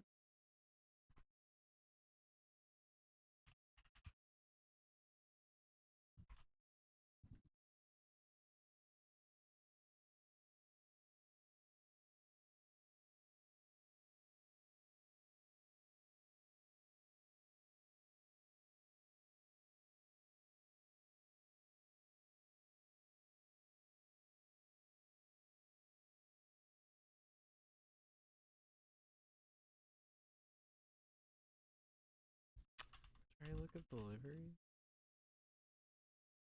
Yeah.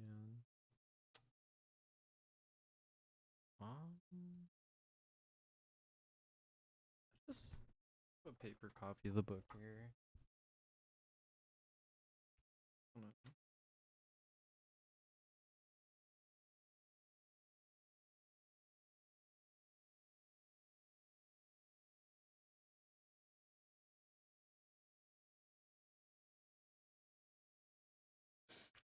I mean, yeah, if it's not in my notes, like it's a pretty significant thing to like not be in my notes either. I'm just trying to understand like where I saw that.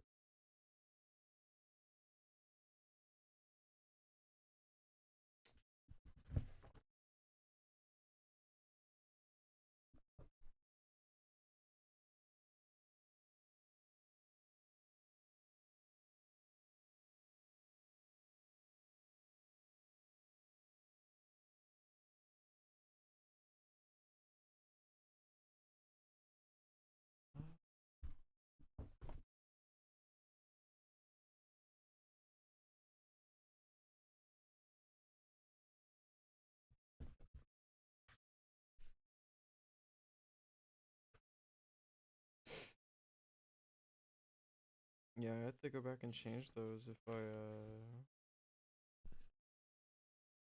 got it wrong. Oh, maybe.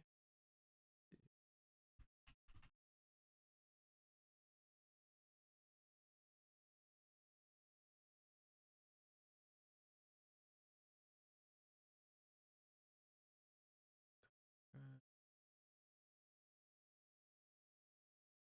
go back to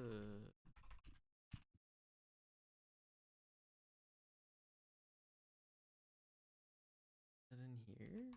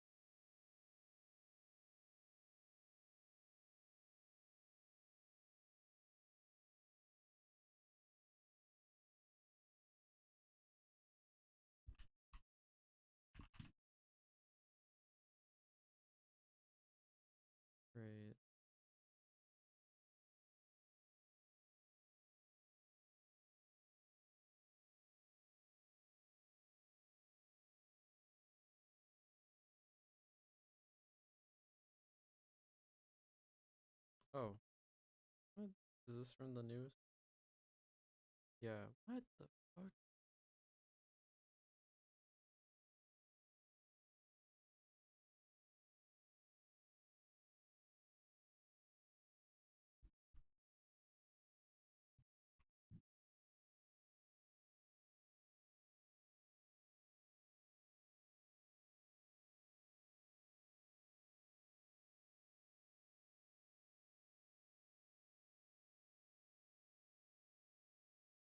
Hmm. What am I thinking of?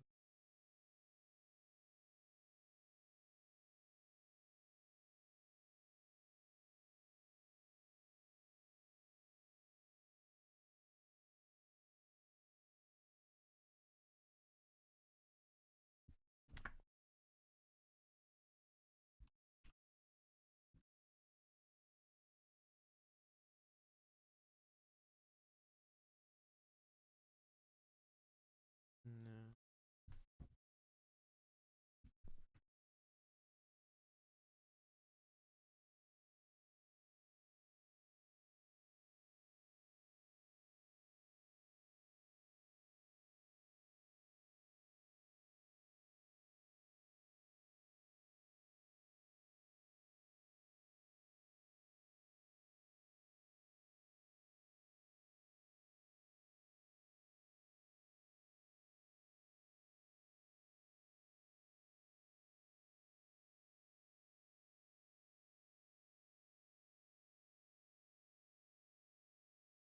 Hmm.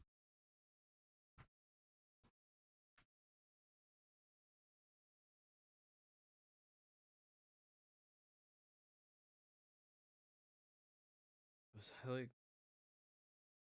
Was I reading a networking book or something? Like, I might have. I might have been reading like a TCIP book.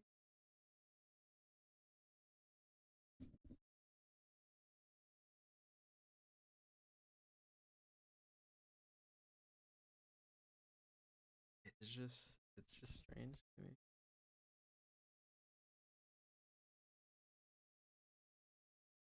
Do I mention like Web 2.0 and all?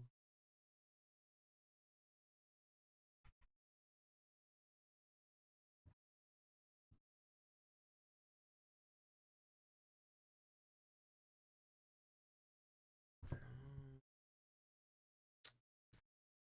this is so weird.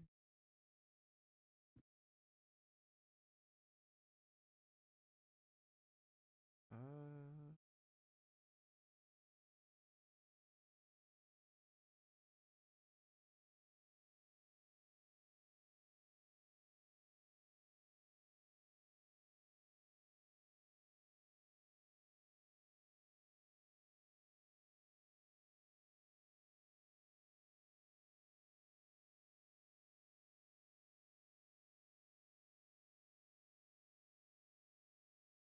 mm,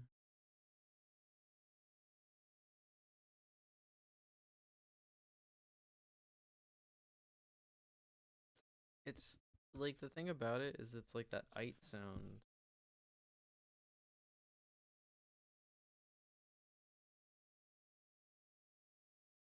The "ite" sound should have given it like I specifically remember it being phrased like this, but not seeing. That's so weird.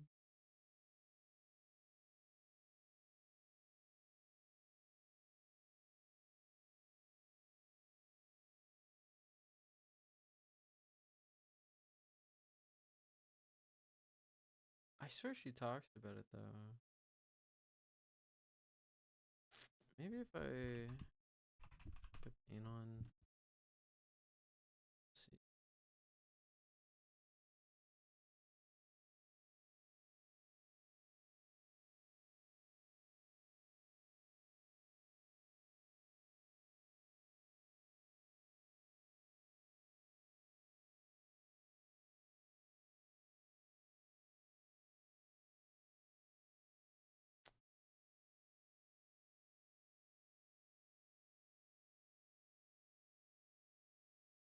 So weird.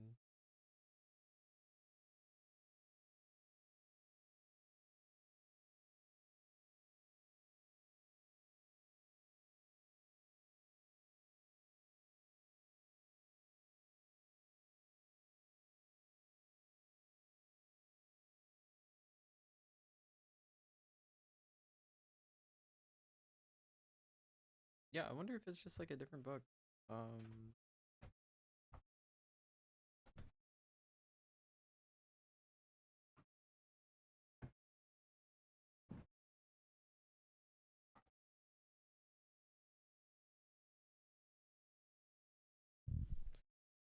you can just look at this section. It explains everything I wanted to.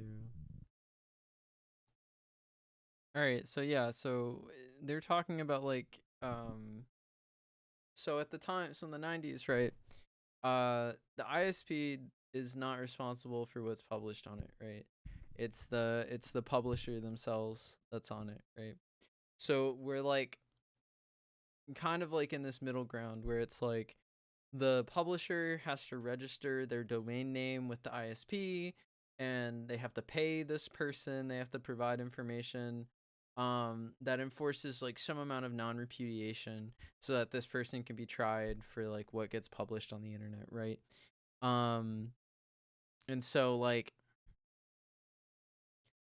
uh moving forward, so like 9/11 happens because of this like neoliberal sort of like top down control scheme used to like evade regulation. um and now because of like TIA and like this like new war in the Middle East, like you can't talk about um, regulation anymore on Washington without all these judges and all these generals and all these like lawyers and politicians coming after you for being like for acting like against state interests, and you lose like your moderate voters, right? If you like go out and like do it publicly. So it's like um this this amounts to like the total like postponement of any like sort of development of like personal responsibility like online. Like you can't be held accountable for like what you say online. um and like it's not going anywhere. Like this whole conversation that the FCC was having, the FCC has been coming after Google for all this time and like trying to get them to like, yeah, go come in for like hearings about like what they're doing. And like there's this whole like fiasco at Google where like the literal hacker creates like the Google Street View car, and uses it as like a war driving tool. So like now Google can basically like hack anyone they want. um and they pay $25,000 to do that, because they're able to evade inquiry for so long and send them these like impossible to parse packets. Like it's terrible, right? Like we need to give more funding to these federal institutions, but the only people who can control who hears that are already against it. And it's like just this like horrible situation. um and so eventually, I want to say like in the last decade, now ISPs are responsible for what gets published on their servers, right? And so all these journalists, right, these independent journalists like covering like all this like government corruption and like all these free market scandals. Now there are companies where you can pay them like $10,000, and they'll cry and bitch and moan at ISPs for them to like take down the content, like threatening to sue, like impersonating like government agencies and government bodies. And so it's only gotten worse. um People are more anonymous. this whole like nomic crisis is like getting even more out of hand, and it you know, it's gonna take a lot of cooperation to get to a point where some kind of laws can be enforced that de-escalate um this anonymization of people on the internet.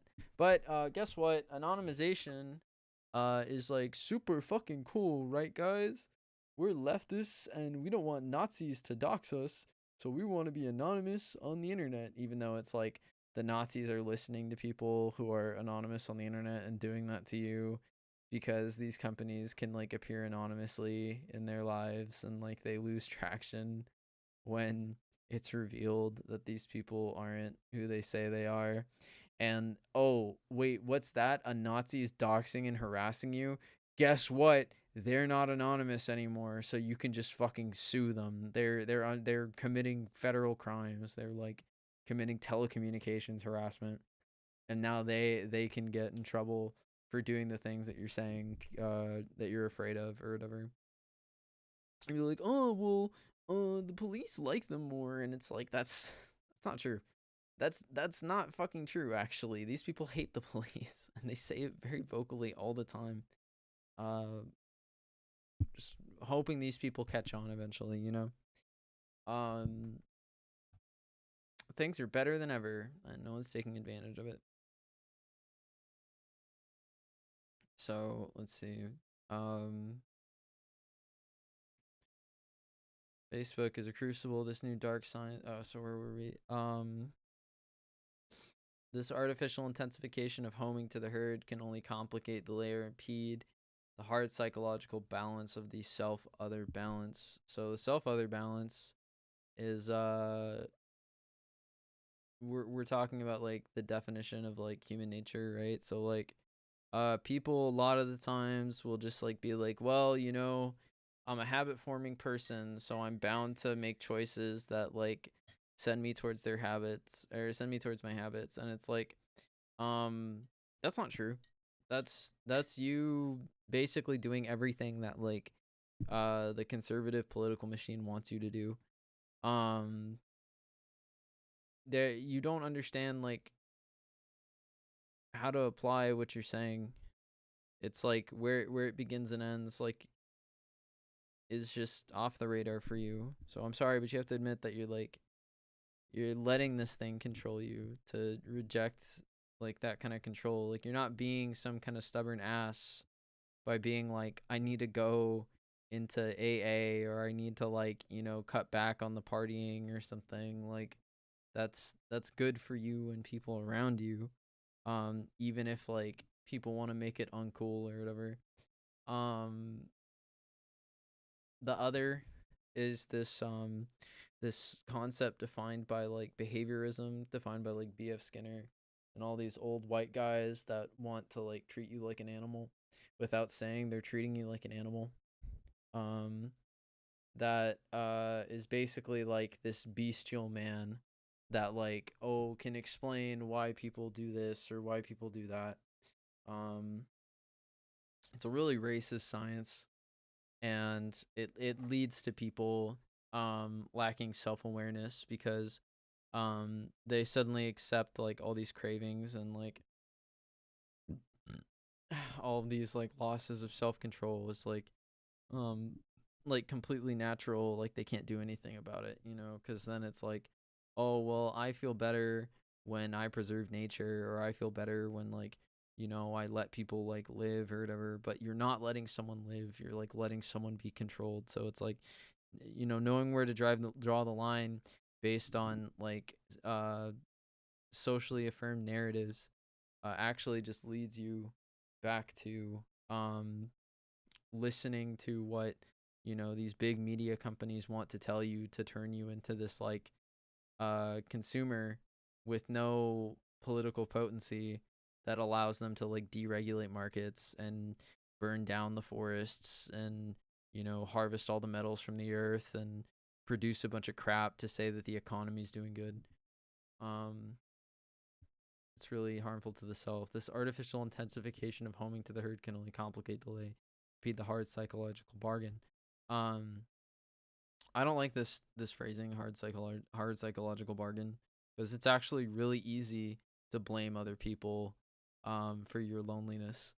Um, which sounds terrible, but at the same time, it's like, yeah, like people could be more forthcoming, and there is a point where it's like, okay, well, if a bunch of people were at the park, why wouldn't you go talk to them? And it's like, oh, well, it's actually not just everyone else. I have some social anxiety that I need to get over, but it's good to get over it at least. I at least feel comfortable enough to like address people who I know also have anxiety, right? Which is sort of like this social pattern that Gen Zers um like just bash constantly and say is like a stupid millennial thing, which sucks.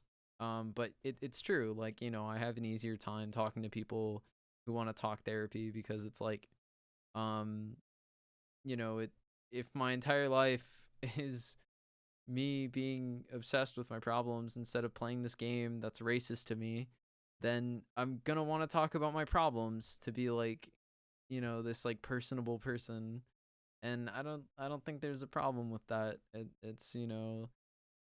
It's not like this gateway to abuse. It's like it's just like a normal like sanitary thing to like be able to express your real feelings to people.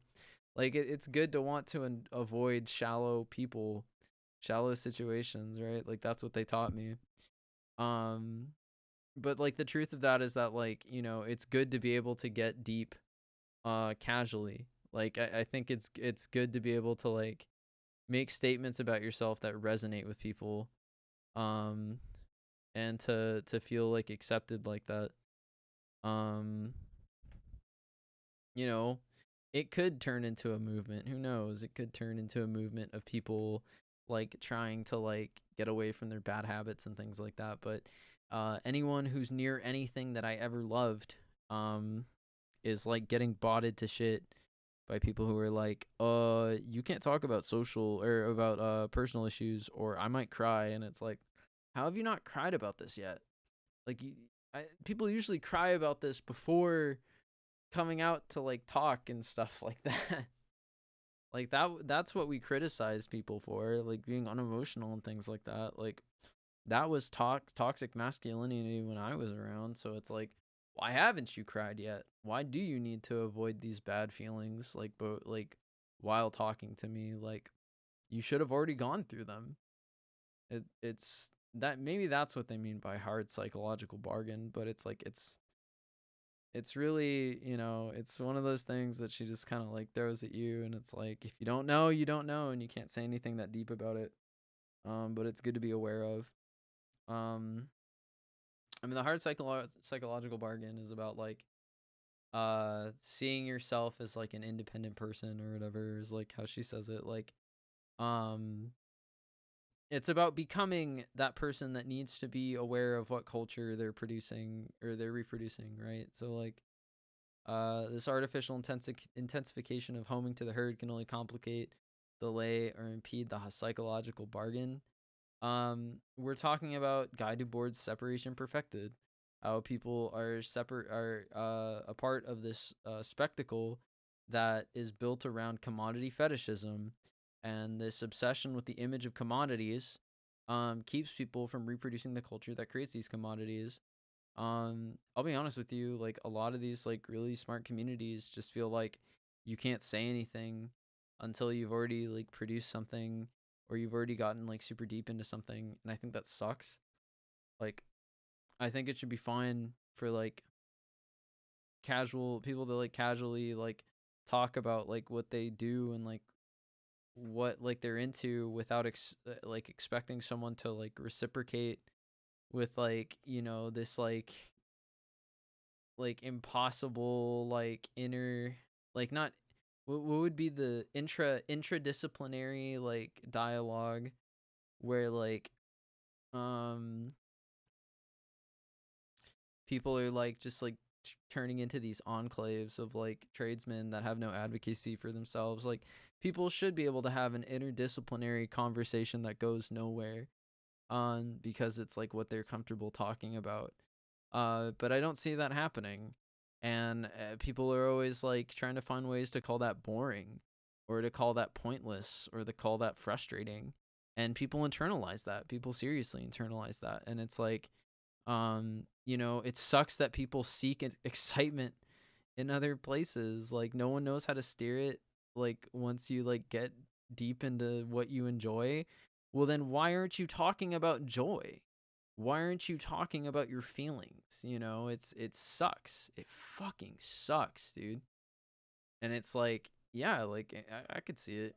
I could see how like the internet today is like kind of built for that, because like anytime that we're having fun on like social media, it's because some algorithm is like feeding you into like this like artificial echo chamber where all these anonymous accounts are like saying things, and then you're like liking them to respond instead of like saying anything substantial or creating any sort of like argument for or against what's happening. And oh, you create an argument for, well, I guess I'll hit like because I already said something that's going to change the world, because the only reason I'm posting this is because I need to change the world, or the only reason I'm posting this is to assert my worldview in some way. It's really toxic. It's really fucking toxic, and you can't just like go outside and talk to people. People will be like, well, I spent more time doing something than you, so I don't want to tell you anything that I know because I'm worth money. Like, that sucks too, and that's a part of this too. And it's like, oh man, it's so ridiculous how all that happens. When we multiply this effect by the hundreds of millions and distribute it across the globe, what might it portend for the prospects of human and societal development? You ever see those football helmets? Those with like the little wrist guard where they get like little lights to like tell them what play to do? That. You get people going outside and believing that people around them are actors, and that everything they like is a sign of where to go, and anything they don't like is a target. And it's happening today, and it's awful. I fucking hate it. This AI I do attack sucks. Um, Facebook is the crucible, the new dark science. It aims to perfect the relentless stimulation of social comparison, in which natural empathy is manipulated and instrumentalized to modify behavior towards other ends. Yeah, it fucking sucks, dude. This don't feel this way. I am this, so I feel this way. Fucking sucks. This synthetic hive is a devilish pact for a young person. In terms of sheer everyday effectiveness, contact, logistics, transactions, communications, turn away and you're lost. It just isn't like necessary. Well, maybe. I don't know. I guess that's like the goal, right? Is you want to make socially anxious people not talk and be fucking terrible to be around, and then make everyone else like this awful like Barbie. um nah, I just get into fights and I get banned from places, and I just like keep doing that until I can find a place where people are real as fuck. But I do that because I can be real as fuck. So like I'm not going outside. It's hard to meet people. And I kind of have to do it on the terms of like celibacy. So like, you know, if anyone started having feelings for me, I'm not gonna get in a relationship. No one's gonna be fucking with me. Only people who want to break social rules are gonna do that, and then it's like it's my fucking problem that they want to be like this fucking deviant. Um, it's like, oh well, there's a place for that, and I'm like, no, there's not actually. People just get in relationships and feel a certain way and like take it one way or the other. Like, no one's manipulating you for like getting along and having it develop into something and then turn into nothing. Like, it's so fucked up how it's just like, it's time to do this. It's time to do this. It's time to do this. This is where you do this. This one's for this. This one's for that. It doesn't say it, but it is. It's like, it creates like a lot of like tension and anxiety around situations that I think is just like unwarranted. Um and it's like, people become adversarial because there are people who like want to like break social rules because of like this like frustrating environment that they're in, and because of their toxic narratives that they follow, and it's like it's disgusting. It's actually just like a sloppy pit of nothing. Where like people can't just like get close to each other. Um, and if you simply crave the fusion juice that is proof of life at a certain age and stage, turn away and you are extinguished. The fusion juice that is proof of life. Oh my god. See, anytime she says fusion juice, I just think of fusion centers. It's like terrorism. Terrorism. If you simply crave the fusion juice that is proof of life at a certain age and stage, turn away and you are extinguished. I don't believe you. I don't even know. That's like nonsense. It's like an actual nonsense sentence that she's just like throwing in here. But I'm sure someone in the comment section is gonna fucking meet me at Target or something, and they're gonna like put on a little show because they just read something on their phone, and they're gonna be like, actually, I was watching this YouTube video and they were talking about early adulthood, and I'll walk away at that point because it's fucking annoying. Like it's really bad. It's really fucking bad.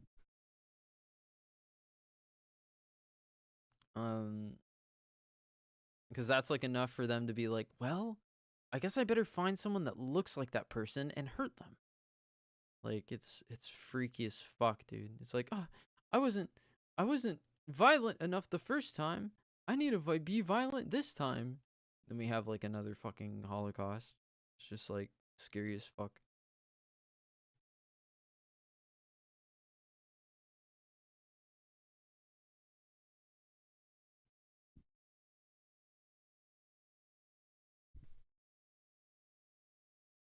That's why it's good to be honest about your feelings, because you can just like move out of that. You can just move forward. Oh, wait, we were talking about this one. It is in that class of oxygen and ember that the latent is perceived, comprehended, and yanked forward into existence. What, like smoking? This is real life.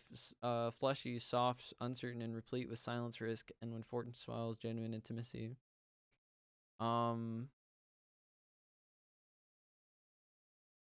Is she saying that she burned her own house down? Bro, that's scary. That's the scariest FOMO I've ever heard of. I burned my house down because of FOMO, and I taught at Harvard. Why would she say it like that? I'm just gonna be chilling, because like honestly, that doesn't make any sense. And it hasn't made sense up to now. And it hasn't been truthful up to now. And if people are gonna treat it like that, then you just gotta set them on the right path. This is the latency of a possible self that awaits ignition from one spark caused. Oh, that's what she was talking about with like empathy and stuff. That was by carrying attention of another embodied human being. It is in that clash of oxygen and ember. The latent is perceived, comprehended, and yanked forward into existence.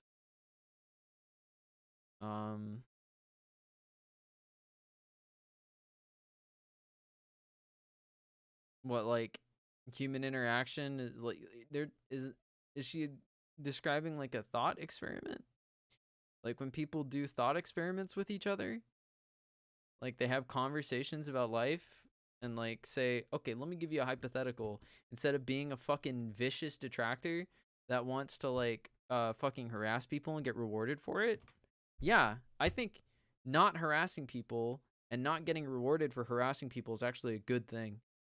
And that being able to use words like tangent, hypothesis, or tangent, thought experiment, and hypothetical are actually really, really useful and healthy for society, and not like just something for old people. So terrible. But we gotta know. We gotta know who's who. So we're gonna distribute the language, and I gotta be different. People are destructive.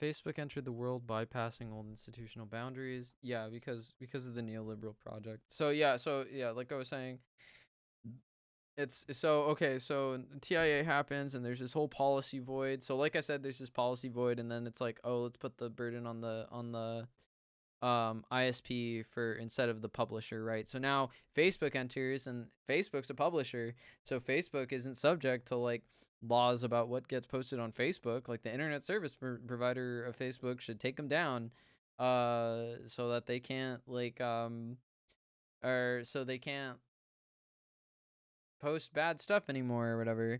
But then Facebook steps in and they avoid FCC inquiry, and they take all these flights so that people from the FTC can't ask them questions, and people from the IRS can't ask them questions, people from the FBI can't ask them questions. And they go to private islands and take private jets all over the place so that, airline security can't pick them up or whatever. And they can't get the warrant signed because a bunch of neoliberals like it when destruction and dysfunction happens. And so Facebook gets to step in, and guess what? They can just be like, well, we'll self-regulate because you guys have been cool with our self-regulation this whole time. And then all these like fucking Supreme Court members and all these members of Congress who are in the pockets of like these big businesses are like, yeah, self-regulation, yeah, that's fine, and you guys are doing a great job. I'm gonna go to sleep now. And they're just the worst fucking people ever. And then we face all the consequences, and they stay in power. And it's fucked up. So offering us freedom to connect and express ourselves at will, it's quid pro quo, because they can use a EULA that has within it the right to deny service to people, right? Because if you couldn't deny service people by law, then we wouldn't be able to regulate what kind of content's on there ourselves. And we're not responsible, so we need to be able to legally deny people the ability to use our services and devices, which is bullshit. Because this is, like I said, the history of it, the effectiveness of it have already been demonstrated. It's ineffective, and it just imposes class difference and disparity in society to frustrate people until they act out like the settler colonials of the past. And then a bunch of totalitarian, authoritarian bullshit happens, and they get thrown in jail for like, doing something that they were basically told to do. Through like commodity fetishism, which is where these people are told to like self-regulate and shit like that. And so it's quid pro quo. It's a quid pro quo situation. People's decision rights are dispossessed. We've talked about the cycle of dispossession earlier in the book, with like like incursion and habituation. Like people get used to this over time, and it's just this fucked up system. And then then they accommodate. They're like, oh well, you got us on this. Oh well, I guess we can have it our way again. And then they just go back to doing the same thing because they're a bunch of neoliberal deconstructionists.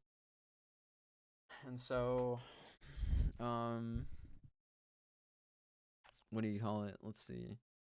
It is impossible to say what the Facebook experience might have been had the company chosen a path that did not depend upon surveillance revenues. Yeah, because that would never happen. Surveillance revenues are revenues from financial elites who literally run these things like in the red. They run these companies in the red because they like the power. This is like a luxury thing to them. Like they don't care if they're spending all this money on it, because they're like, oh, well, I'd rather live life like this and on these terms, and I'll find other ways to stay on top. And it's just like fucked up. Let's see. Instead, we confront the sudden accretion of an instrumentarian power that spins our society in an unanticipated direction. Yeah, anyone who, like all these executives that move from like Washington into executive boards and then back to Washington, who become like lawmakers, who are like interpreting the data and like interpreting these reports by experts. um are just like attached to like this like altruistic uh core of scientists who over time become this like neoliberal fucked up tech bro core of scientists that all work on a giant thing that was made by people smarter than them during a state of exception, and it's super fucked up. It's super fucked up. Like I said, it's fucked up. It's a bunch of people taking responsibility for work that they didn't do and then making it worse. Because these people are more likely to do things in line with what these executives want, you know? And then like anyone else is like, well, all my intellectual property rights were tied up with the company. I thought the company was going to take care of me. I can't make anything that competes now because I told them how to patent everything out of existence. And then intellectual property rights come into play again, where it's like we've gone to this point where like people are shelving products that are better for society and protecting them using intellectual property rights in a way that does not make it so that people continue to develop a better society. Like people, one of the most sound arguments for intellectual property rights is that people wouldn't feel motivated to make things that are good for society if they knew those inventions were just going to be stolen and taken from them. Well, guess what? They're stolen and taken from them anyways.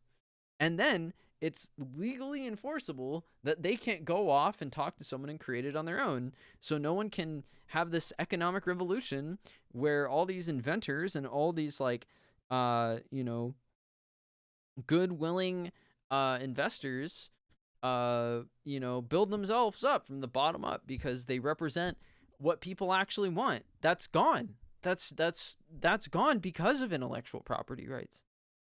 Like it's so fucked up. We get a worse society because of these intellectual property rights, because of copyright and trademark being used in this terrible way. Maybe not trademark, but like because of copyright being used in like this terrible way, because of patents being used in this terrible way. Facebook's applied utopistics are a prototype of an instrumentarian future. Trying to remember how this works. So like applied utopistics is basically like a system of myths that they tell people who are like smarter than a lot of other people, that they're doing like the right thing all the time. Which is, yeah, it is a prototype of an instrumentarian future, right? Because the instrumentarian future is a constant fascist revolution until a threshold of human extinction is met, that like people can't threaten the powers that be while everything is being automated, if that makes any sense. Like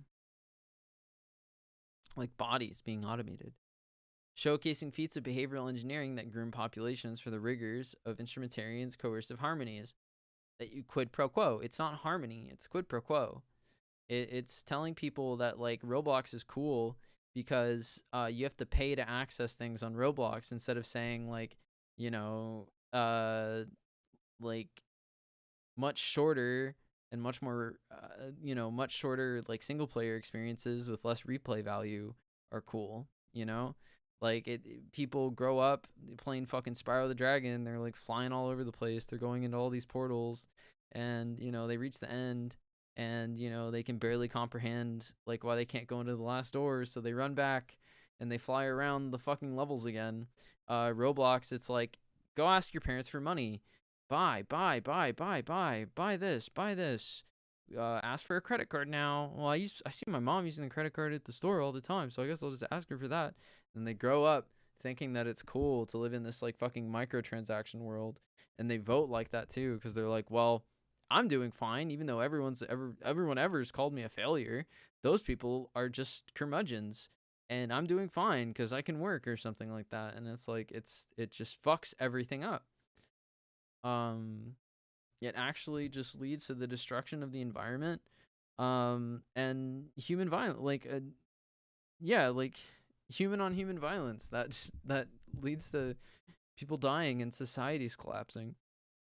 Just hasn't happened to you yet. You'll experience it when you're old and can't fight it, and everything is 3 times, 4 times as painful maybe. So it's actually just getting worse for you. Its operations are designed to exploit the human inclination towards empathy, belonging, and acceptance. The system tunes the pitch of our behavior with the rewards and punishments of social pressure, hurting the human heart towards confluence as a means to others' commercial ends. Yeah, it's what I just described. Like, you deregulate more markets because you agree with the guy who makes you feel good. Because he wants to put in a system that you enjoyed as a child, even if that system only ever like created nothing. Even if that system only ever started making kids punch each other randomly. You're like, well, that's just playing now. That's something else entirely. I'm not thinking of that. I'm thinking of this new thing that I learned after learning that only people who learned that learned with me. There are people like you over there. I know it. There are people like you over there. It's fine. There are people like you over there. But you're being fucking weird. It's not true. And it's not fucking true. Because why are you against me then? Why does my image provoke you if I'm already over there? If I'm already on your side? Well, whatever. I just need to grow personally. It's just, well, welcome to shit fucking up again. And it's like, why don't you just be nice to them? And it's because I'm not here for a short time. Okay, I got 50 more years on this shit. Okay? I want to enjoy them. Alright? I don't want to fucking suffer. And I'm not gonna fucking kill myself. Like, fuck off with that shit. You will have no home. You will be homeless. On the streets. You'll be displaced by war and ecological disasters if this continues. From this vantage point, we see that the full scope of Facebook operation constitutes a vast experiment in behavior modification designed not only to test the specific capabilities of its tuning mechanisms, as in its official large-scale experiments, but also to do so on the broadest possible social and psychological canvas, which makes it look large and therefore more real. More unbiased because more real. Just putting cart before the horse again. You're just switching up, totally rejecting all existential philosophy up till now, which, I don't know, only extends people's rights universally and is the only philosophy conceived at a time when science was used to imprison and commit acts of violence of people against this way. You're just being like this meta individualist. You're avoiding individuation in ways that people couldn't imagine inventing. For real, like, these people are ill.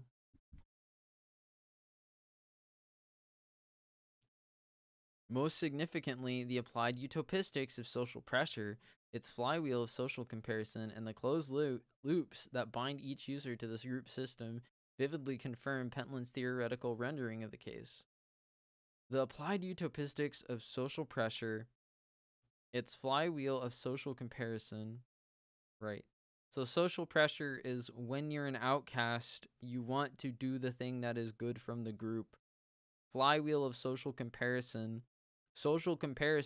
gives you valuable insights even if you don't know anything about yourself. It is the social comparison, not what you know, that informs you of how to do better, because social pressure keeps being confirmed in this instrumentarian society where people are ruining their lives before they start. So it's just another contradiction for people to act out against. Like fucking Luigi Mangione, fucking Aaron Carter, whoever the fuck, what's his name? Aaron Schwartz from fucking Reddit, to like just act out and like fucking set a bad example for everyone else who like sits in their room and like drinks and smokes and cuts himself and fucking kills himself as quickly as possible to get out of this. Which is just harming me, someone who wants to fucking bring people up and make them feel better by cultivating some sense of self-worth. and not die in the process. The closed loops that bind each user to the group system vividly confirm Pentland's theoretical rendering of the case. Yeah, and it's a good way to like make people act like they can't say anything about themselves, so that people who have a lot to say about these people, you know, people who grow up being fucking racist and bigoted in any way you can imagine, who just get born into their place in life, can, you know, these people can just say whatever they want about these people acting for no reason, even though it's based on a new technology that people can't understand, but it's a technology that empowers people to like do things that they haven't been able to do before. So it must be the quid pro quo. But if we want to enact the process upon the quid pro quo, this democracy of people who are pleasure seeking and doing these terrible things is keeping us from going after the people committing quid pro quo. So it's so fucking annoying. Like, for real, like, man, so easy not to fuck with people, but then I'm falling into the cycle, you know? It's like,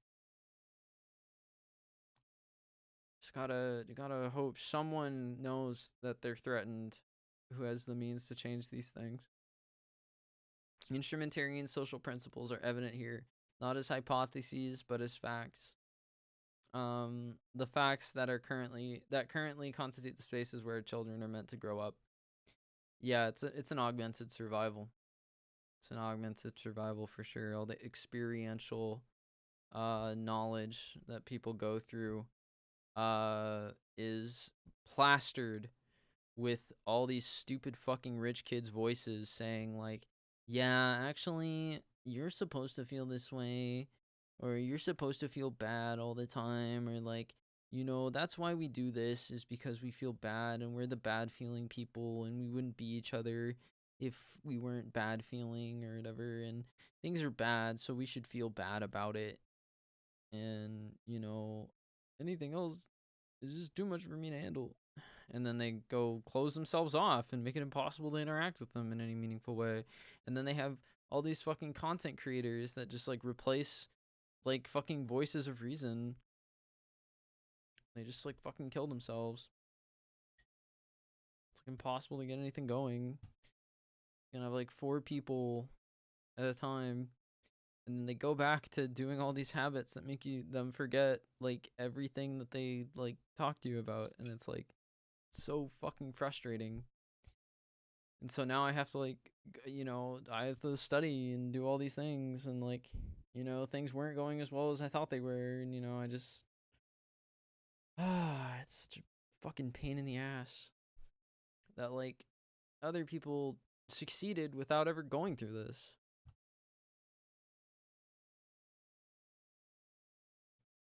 What we witness here is a bet the farm commitment to the socialization and normalization of instrumentarian power for the sake of surveillance revenues. Bet the farm commitment to the socialization and normalization of instrumentarian power. Oh, some Nazi shit. That's how the KKK moved to the West Coast, actually. Bet the farm commitment. Yeah, that's the land grab. That's people in like the 18th and 19th century, like literally like staking their land uh on like rejecting like these new like cash cropping uh uh farming methods built on let me see if I can speak. It's people who know how to take care of the land, refusing to do things like cash cropping or to produce enough to bring to market of like bullshit goods that poison the earth, losing their land because they can't afford to pay for themselves and their family, moving away, and then cash croppers moving in and depleting all the soil, creating the Dust Bowl and the desert that is now California, and like, you know, all over the fucking place, just completely fucking committing ecological terrorism based on like these myths used to expand territory and dominion very rapidly through settler colonialism. It's so fucked up that we're still living with the fucking consequences of this is like so fucked up, and speaks to how much people understood about each other at the time, uh and how different would the sciences have been if, like, you know, there was like a guy at each of those farms that like came from like the family refusing the global economy, who could afford an education. Like, things would be so fucking different if like an education wasn't this like fucked up luxury. If you could just like send your boy to the city and they'd come back alive and ready to help you. But no, that's too much. That's bad. That's it's not as fun for a few people, so it ruins everything for everyone. Just as Pentland stipulated, these closed loops are imposed outside the realm of politics and individual volition. And I'm sure he says that's a very cool thing that requires a reciprocal answer outside of politics and through individual volition. They move in stealth, crafting their effects at the level of automatic psychological responses, tipping the self-other balance toward the pseudo-harmonies of the hive mind. And I'm being assaulted. In this process, the inwardness that is the necessary source of autonomous action and moral judgment suffers and suffocates. These are the preparatory steps toward the death of individuality that Pentland advocates. In fact, the death devours centuries of individualities. The 18th century's political ideal of the individual as the repository of inalienable dignity, rights, and obligation. The early 20th century's individualized human being called into existence by history, barking on Mikado's road because she must destined to create a life of one's own in a world of ever-intensifying social complexity and receding traditions. And the late 20th century psychologically autonomous individual whose inner resources and capacity for moral judgment rise to the challenges of self-authorship that history demands and act as a bulwark against the predations of power. The self-authorship towards which young people strive carries forward these histories, strengthening, protecting, and rejuvenating each era's claims to the sanctity and sovereignty of the individual person. I already explained this. What we have seen in Facebook is a living example of the third modernity that instrumentarianism proffers, defined by a new collectivism owned and operated by surveillance capital. I knew it. The God view drives the computations. The computations enable tuning. Tuning replaces private governance and public politics. Convenience replaces private governance and public politics, without which individuality is merely vestigial. It's just some bullshit people tell you. Do the real work now. What they say. Some back room. And just as the uncontract bypasses social mistrust rather than healing it, the post-political societal processes that bind the hive rely on social trust, rely on social comparison and social pressure for their durability and predictive certainty. Wow.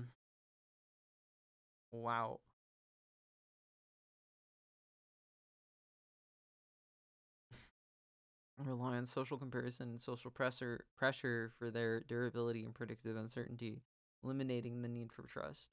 Rights of the future tense. Their expression in the will to will and their sanctification and promises are drawn into the fortresses surveillance capital. On the strength of that expropriation, the tuners tighten their grasp and the system flourishes. Oh, God. Rights of the future tense and the will to will are kind of deep topics. that I don't feel fully equipped to explain, but kind of goes like she kind of bases her conception of these things on like uh philosophers of free will, and she cites like Hannah Arendt a lot. I remember that. Like basically it's an agentic system. So like you have agents, right? Things that perceive, right? And humans are agents. So you have human agents, right? Perceiving human people. These agents have a free will, and she describes it as like an organ, like something that's like a part of your body that can be like healthy or unhealthy, and that you understand this like through like uh your psychology, and your like autonomy, your well-being are based on the health of this like organ of free will, right? So the idea of free will is that the agent can perceive to some degree what will happen in the future, right? If I have free will, I can move my hand here, right? And I understand from what I perceive that if I move it any further, that I'll be obscuring this camera, right? So I can use my free will at that point to move my hand away, and I've influenced the future, right? But this fucking AI, right? So take my hands for example. If I move my hands here, I can't read what's happening, or I can't read what's on the screen, right? And I don't want that. That's affecting my agency. That's affecting my body. Um and and you know, as this like agentic thing with free will, I can do everything I can to you know, keep my eyes on the screen and to resist these things. So the right to the future tense has a lot to do with like people's free will, and it also has a lot to do with like people's decision rights. So we talked about briefly how like these surveillance companies like remove people's decision rights, right? Um and how they make it so that people have no choice but to be locked out of these devices, locked out of innovation. Um if they do not enter that these quid pro quo relationships with these surveillance companies, right? Um so the right to the future tense is therefore like a right to protect like your free will, and it's a right to protect your decision rights. Um if surveillance capitalism succeeds at reducing risk in investing, then it will create monopolies. It'll create conglomeration. It'll be anti-competitive, and it'll be tyrannical, which is against the law. There's no law saying, there's no amendment saying that these companies can't do this. There's no law saying that these companies can't do this, and so the right to the future tense would protect people from laws that do this, from practices that do this. If these people want to self-regulate, and then there should be laws protecting people from being cut off from these technologies. There should be laws that remove the division of learning from society. There should be laws that that ensure that people are compensated when their time is wasted, when they're assaulted by bullshit like this, right? That these are things that contribute to people's right to the future tense, because it allows people to have control over the future. It allows people to have free will. It allows people to have decision rights. You know, things that go against self-awareness, like drinking, right? You could argue that having a minimum age of drinking is protecting people's right to the future tense, right? Because if people are drinking from a very early age, they become very addicted, because of how you know, neuroplasticity is affected by emotion levels, and how one's age affects one's emotional levels, right? So it's like a progression of things that throughout human history have been necessary to keep society from just falling apart. The people have been able to agree upon. So the will to will is sort of like a self awareness of one's like will, right? So to have the will to will in like a psychological sense is to like refuse apathy, and to want to refuse apathy, and to want to enter conflict in such a way that allows you to protect your rights, to protect your free will. Um, the will to will is also the psychologically like the desire to not be misled, to not have your self-awareness compromised, and to have like sociologically to have like a culture that recognizes this and reciprocates these feelings with you. um it's really cool, and she talks about it in the book, and I really recommend reading the book in its entirety, and maybe in the process you'll understand the will to will. Sanctification is a word I've been using a lot, but she uses it here. Their sanctification and promises. She's talking about how like the uncontract creates like this like prescribed agreement to terms and to processes that are anti-human, right? They're surveying you. They're trying to control your behavior. The byproduct of these things is weapons being created on the black market that assault people en masse without them being able to make any claim that they're being assaulted, simply to enforce the status quo, right? So like the sanctification and promises is like a sort of like a sociological, like cultural, psychological healing that people need to go through, that requires incurring some risk upon oneself, but also demanding that that risk be incurred upon the powers that be in order to forge new social contracts that allow people to safely engage in commerce and to safely socialize while continuing to enforce their rights to the future tense and their will to will. We're talking about like boundaries. We're talking about radical honesty. We're talking about all this regulation that keeps like CEOs from running away from the law, that keeps arbitration processes from being time limited, so that when some company sends thousands of pages in response to an inquiry, and only like 5 pages are like important for the inquiry, that they can be fined even more for like wasting people's time, or even jailed or prosecuted for wasting people's time in this way. And it has to be in tandem. It has to be a double movement.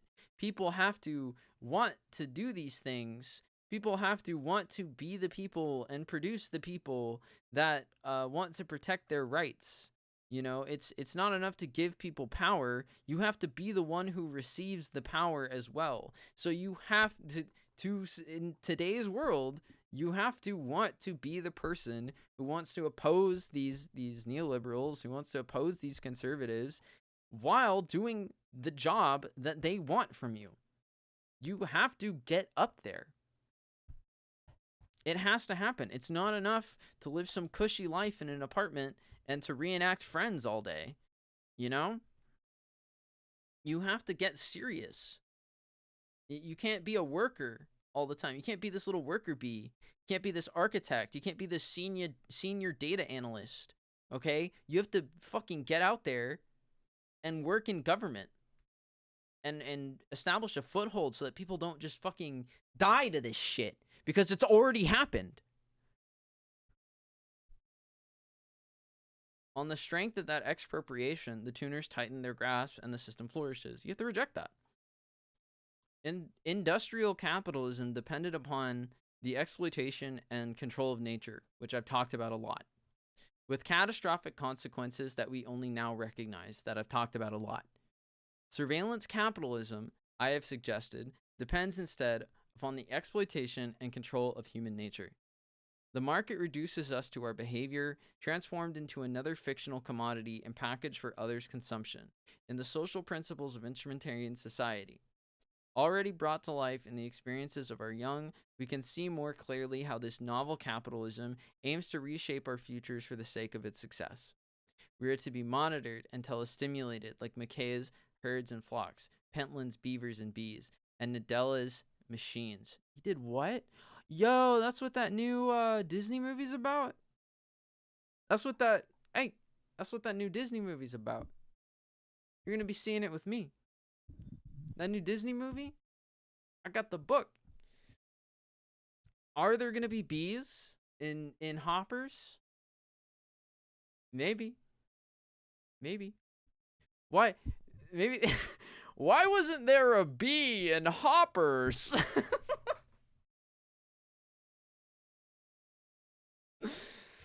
The movie is called Hoppers, and it's about beavers and behavioral modification. But why weren't there any bees? All right. Anyways. In Nadella's machines, we are to live in the hive, a life that is naturally challenging and often painful, as any adolescent can attest. But the hive life in store for us is not a natural one. Men made it. Surveillance capitalists made it. That's what I keep saying. You gotta be able to imagine beyond what is in front of you. Okay, it's very existential. The young people we have considered in this chapter are the spirits of a Christmas yet to come. I think they should get rid of English class. I think it's kind of useless. Isn't that kind of fucked up? Like, I think English class would be great if all people read were like sociological materials. If like English class was like history class every day, I think people would be better off. Because we need English class, right? For reading comprehension and shit like that. I need people to be like comprehending like why does the cage bird I know why the cage bird sings and shit like that. You know what I mean? Like, I wouldn't be the same person if we didn't read The Great Gatsby and like Fahrenheit 451 in class. And sometimes I wish that there was more crossover with like what was happening in the book and what was happening at the time of the book. Which we had with The Great Gatsby, but not so much Fahrenheit 451, not so much 1984. And honestly, you know who I blame for that? The parents. The parents would raise shit, would raise hell. They're fucked up people. They're really fucked up people.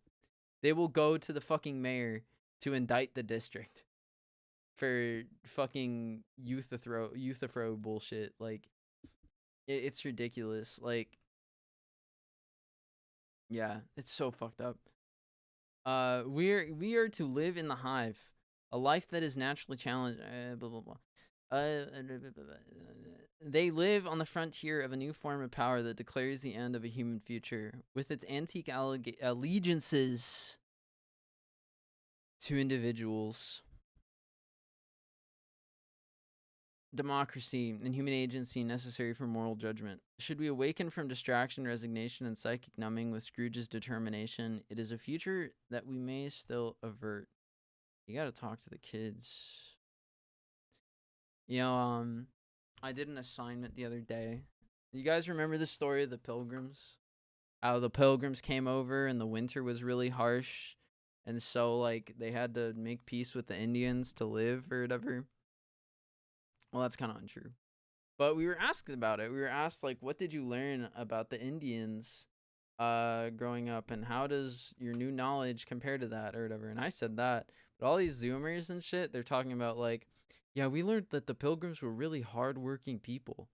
No mention of the harsh winter. No mention of Thanksgiving. No one talked about Thanksgiving. And it makes me wonder, like, did they actually take that shit out of there?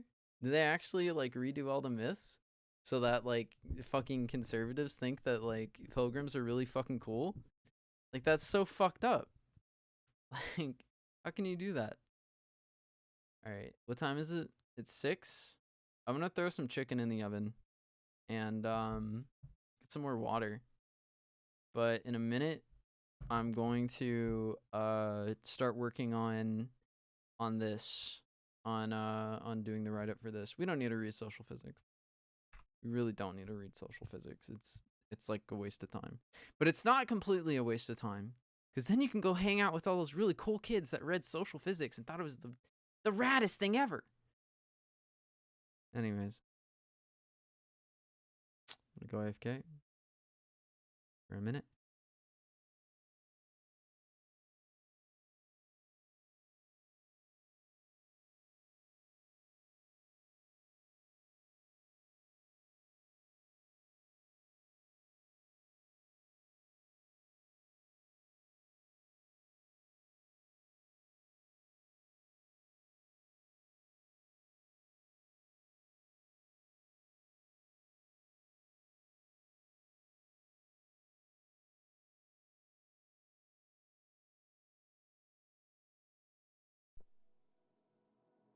We shoot this nugget. We shoot this nugget down through the hole. Shoot this nugget. We shoot this nugget or sun explodes.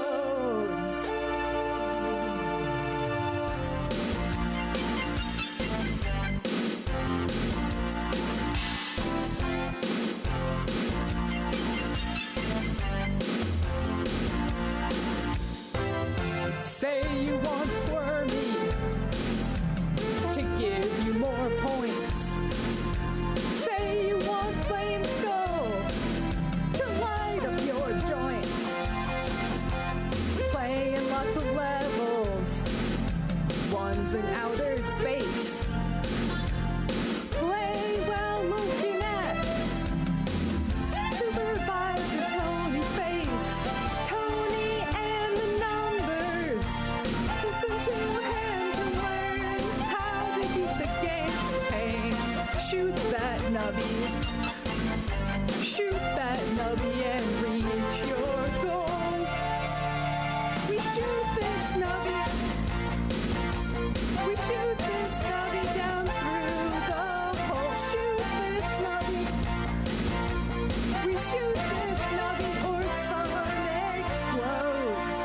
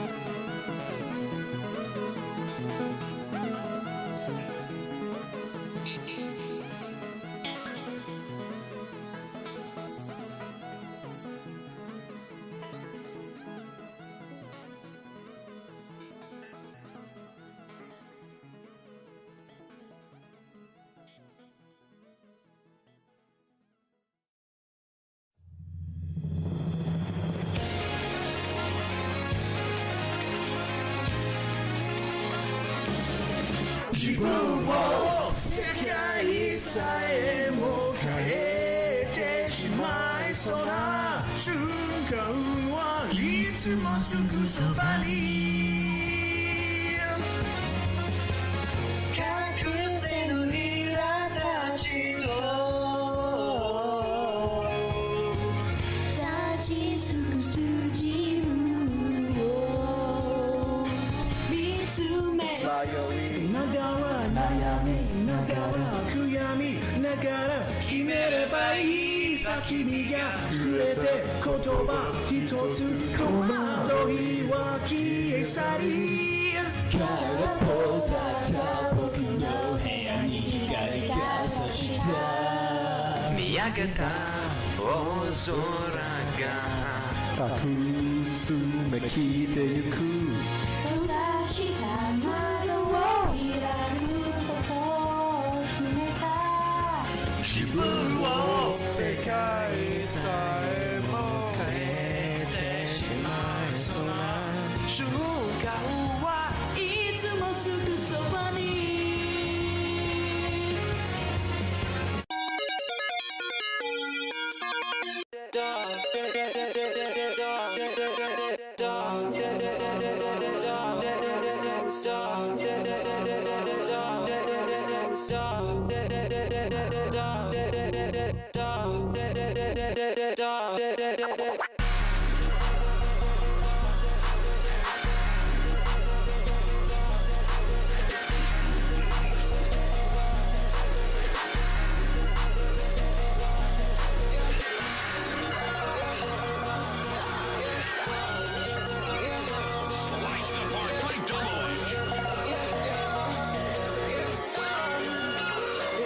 Place the cards on those who run.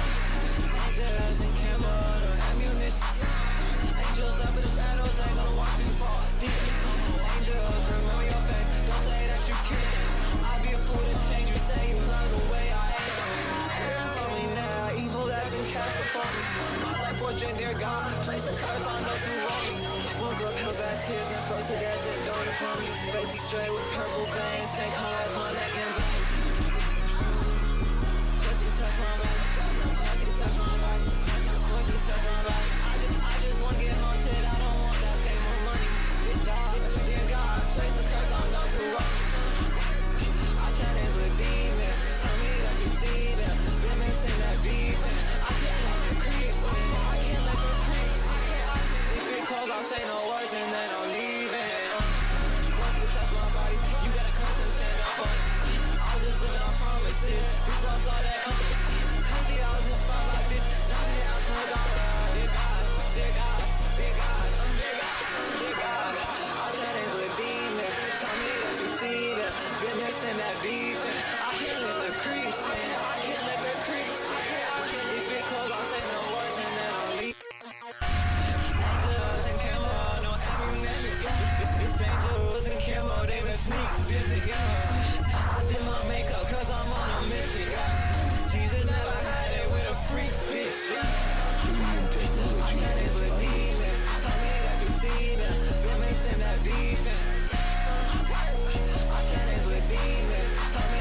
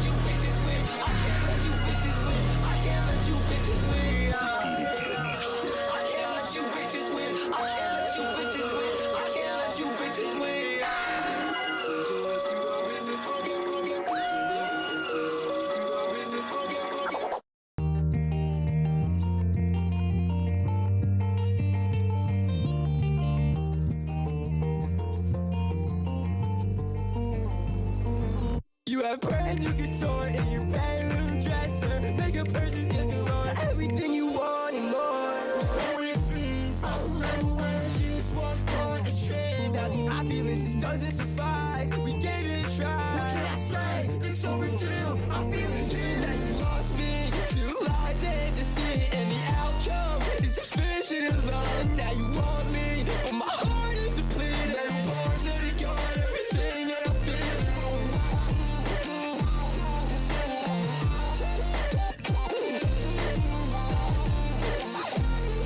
Metal bars that it got everything that I'm feeling. Metal bars that it got everything that I'm feeling. Metal bars that it got everything that I'm feeling. Now you lost me to lies and deceit, and the outcome is sufficient of love. This just isn't enough to fill my glass, but it's usually half empty anyway.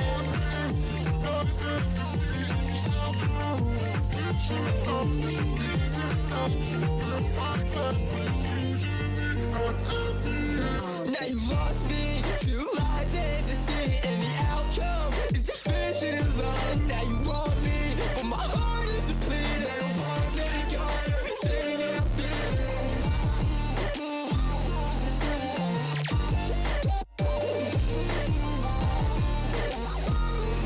Metal bars that it got everything that I'm feeling. Take one, I know you adore all of the fake love. Shit. The zeros and ones all on your pay stub. Your vacuous eyes just like your makeup. Give me a break. Lately, you wanna flaunt me around, act like you made me. Like I ain't keeping up, I mean, baby. You've been writing your music in the same key since you were 18 high off the Louis and the NFTs. The diamonds on your neck became your enemies. Can't buy yourself away from your identity. No time to resurrect, so take it out on me. You lost me to money and fame. I'm sorry, but you still feel the same. You're a zombie. 20 bands for the brain. Metal bars that it got everything that I'm feeling. Metal bars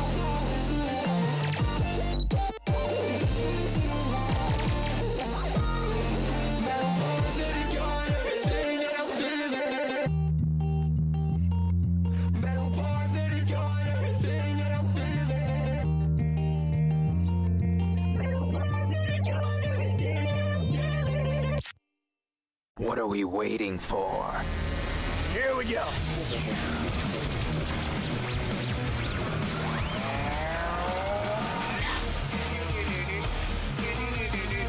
Alright, leave him to give my last try. Don't fuck with me, boys. I've got so many fucking arms. Come, Mom and Dad. I come here from nowhere, across the unforgiving sea, drifting further and further. It's all becoming clear to me that violent winds are upon us, and I can't sleep. Internal temperatures rising, and other voices won't recede. I finally found what I was looking for, a place where I can be without remorse. Because I am a stranger who has found an even stranger war. I finally found what I was looking for. Here I come. Here I come. Here I come. Here I come. Come. Need more girls to sing. Here we come. Before the New York sportif professionnel, si je suis pas allé à la flotte. I can't speak French. Fucking French shit. Le PS3 n'a pas de jeu.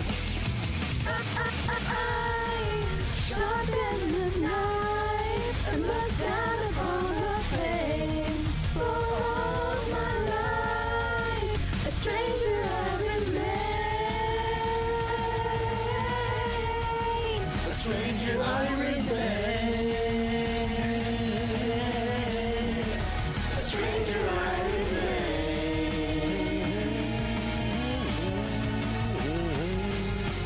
If you were killed for your ideas, then surely you are ready to die for them.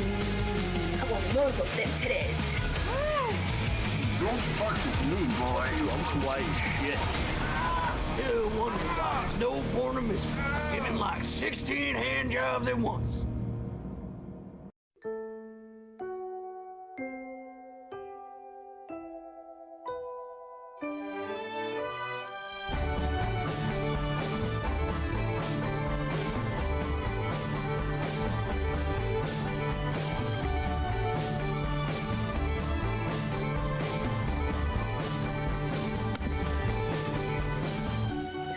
I fell in love again. All things go. All things go. Drove to Chicago. All things know. All things know. We sold our clothes to the state. I don't mind. I don't mind. I made a lot of mistakes. In my mind. In my mind. You came to take us. All things go, all things go to recreate us. All things go, all things go. We had our mindset. All things known, all things known. You had to find it. All things go, all things go. I drove to New York. In a van. With my friend. We slept in parking lots. I don't mind. I don't mind. I was in love with the place. In my mind. In my mind. I made a lot of mistakes. In my mind. In my mind. You came to take us. All things go, all things go to recreate us. All things grow, all things grow. We had our mindset. All things know, all things know. You had to find it. All things go, all things go.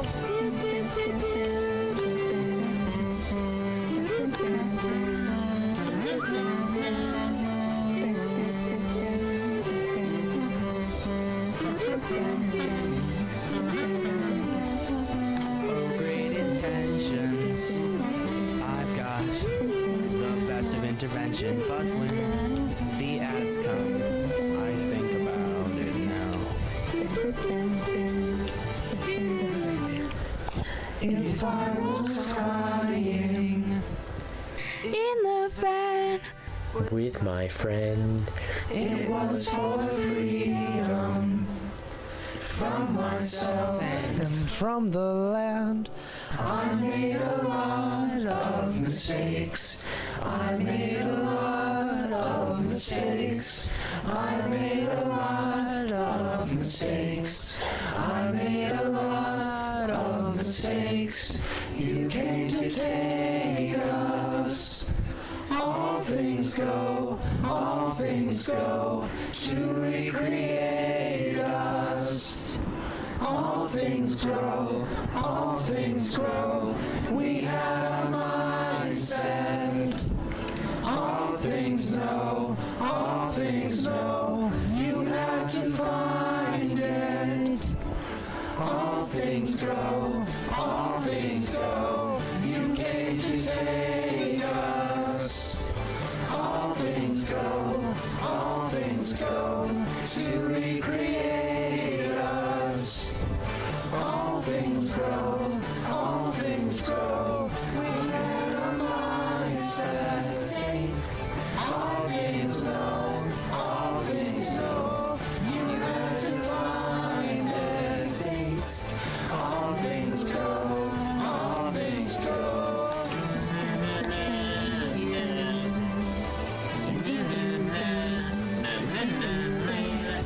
Chicago in fashion. The softness expansion. Oh, Columbia. from Paris. Incentive like cream of wheat invented. The Ferris wheel.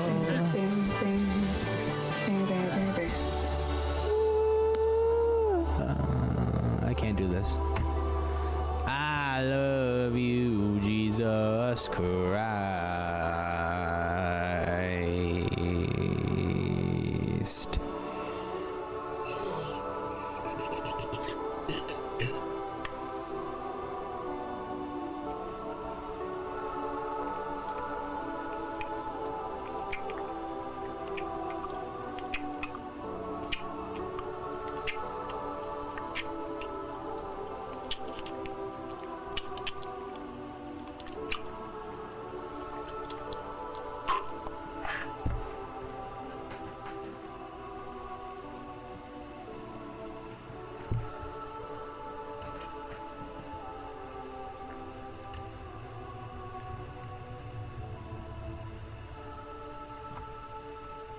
Music is my bitch.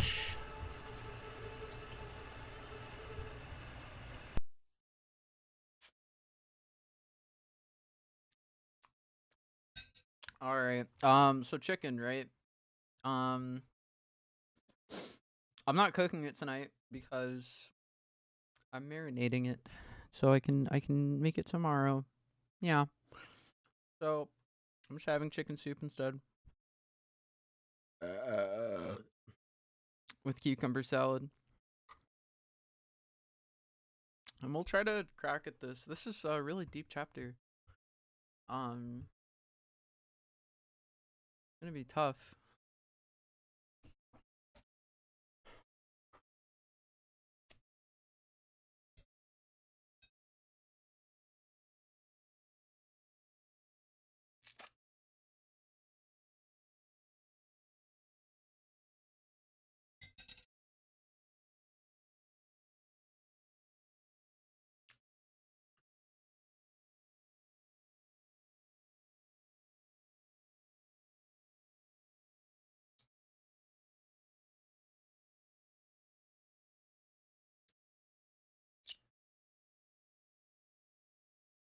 I guess.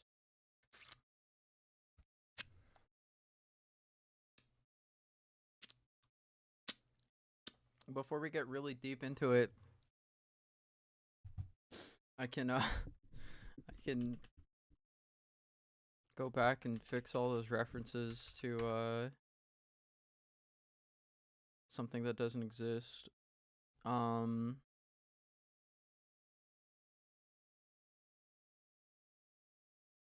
I-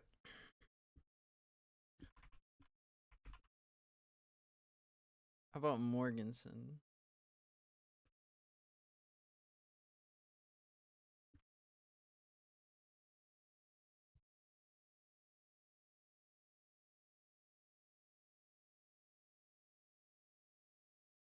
Dude, where did I read that?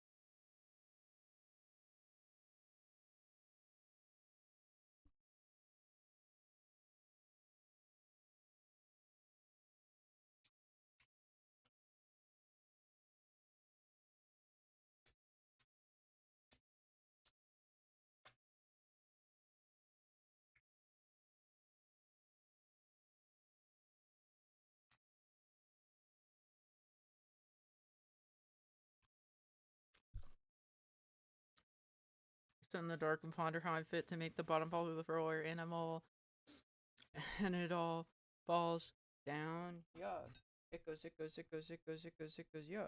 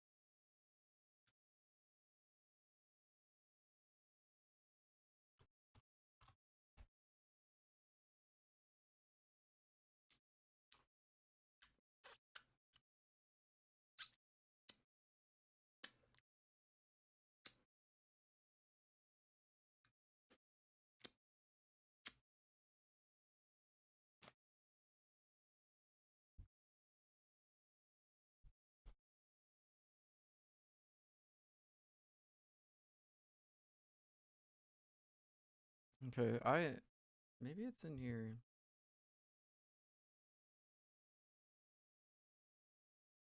Um,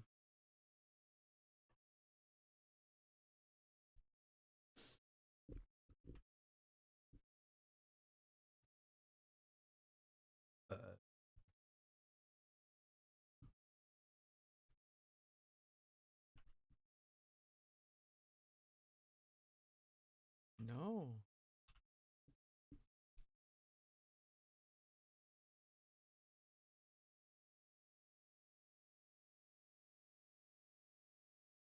Dude. How? What the fuck?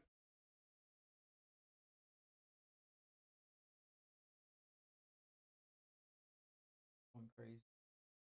I'm going crazy.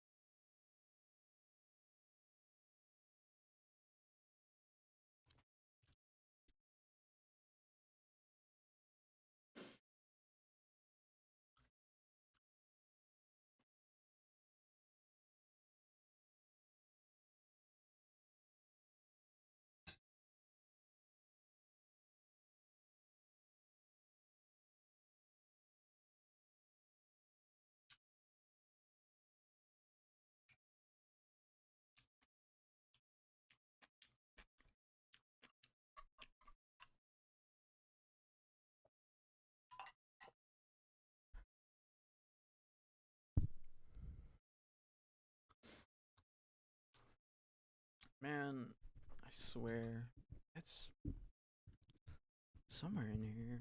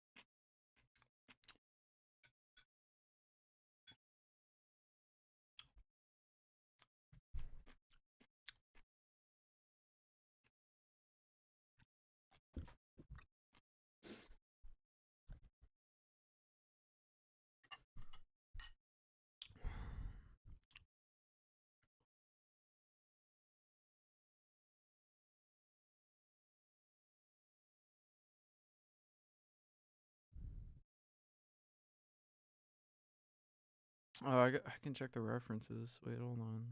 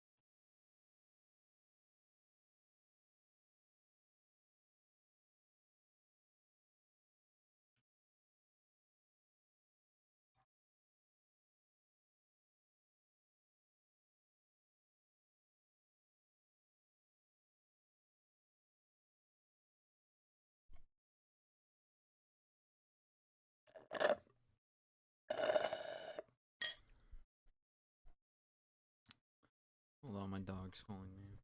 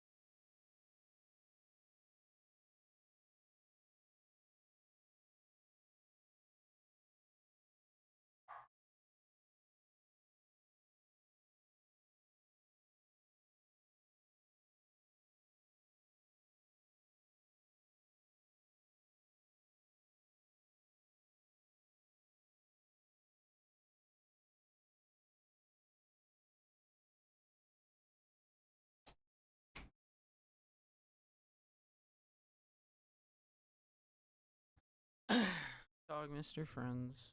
Oops.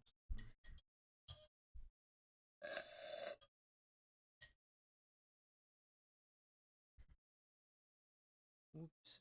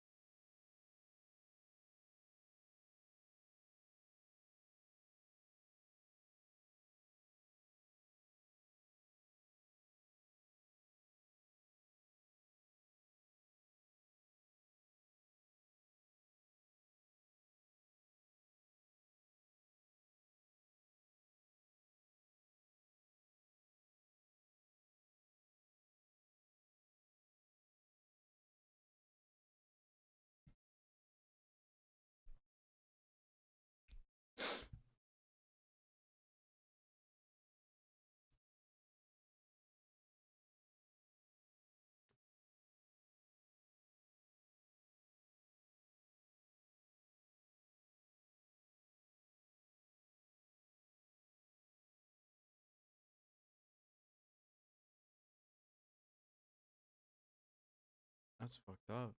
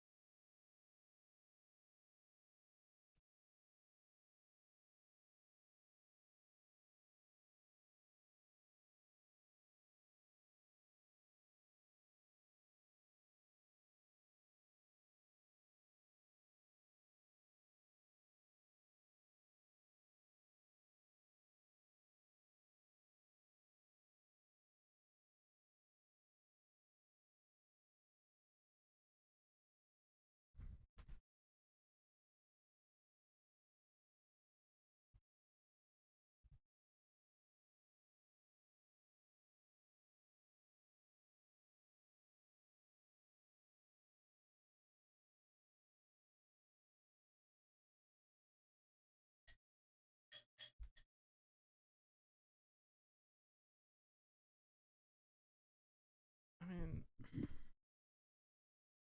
ever use the term repudiation?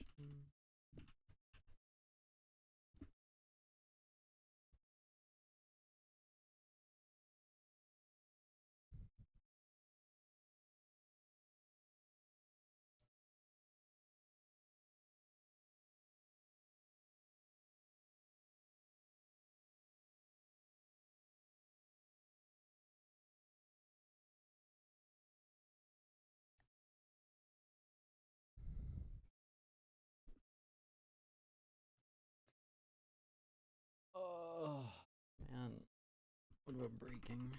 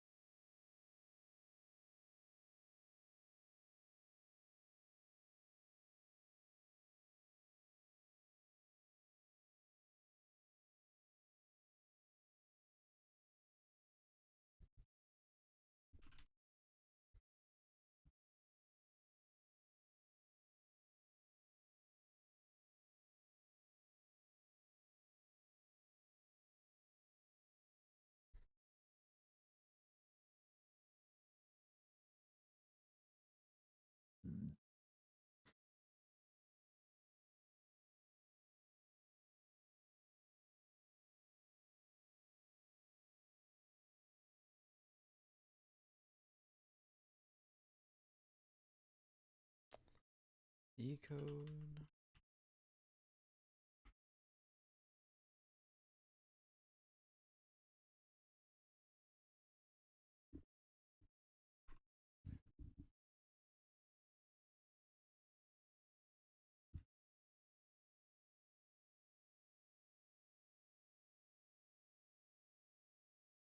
I'm going nuts.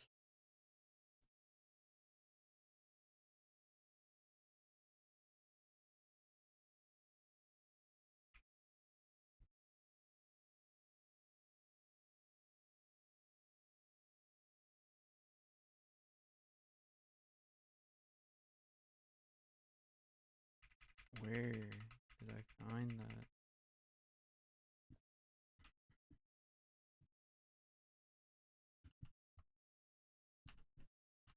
What if I just put in history of encryption, history of cryptography,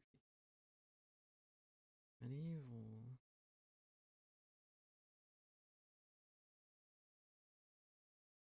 Babbage's?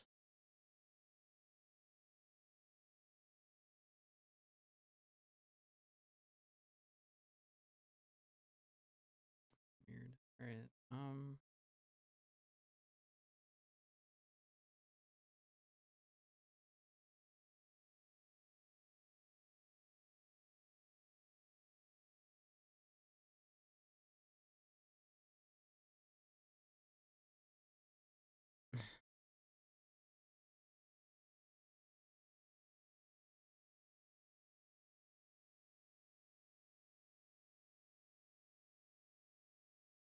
here.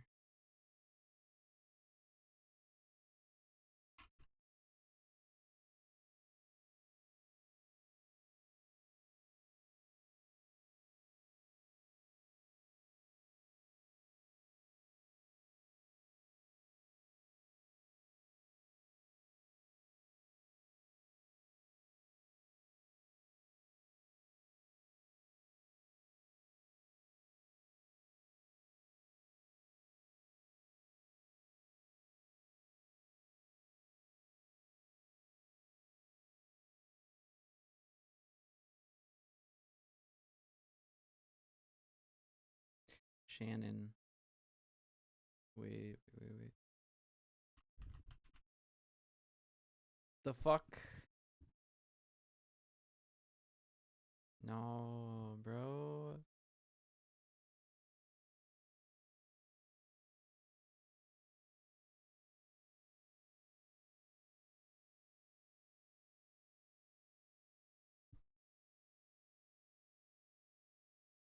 Wait, what? This is ringing bells.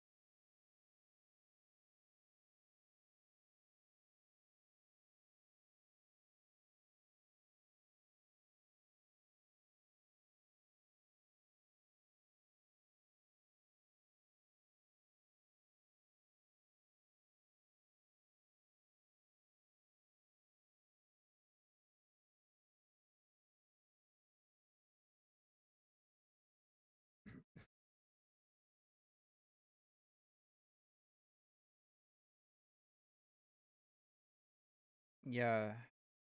Yeah, I think it is this. Why did I put Morgan? God damn it.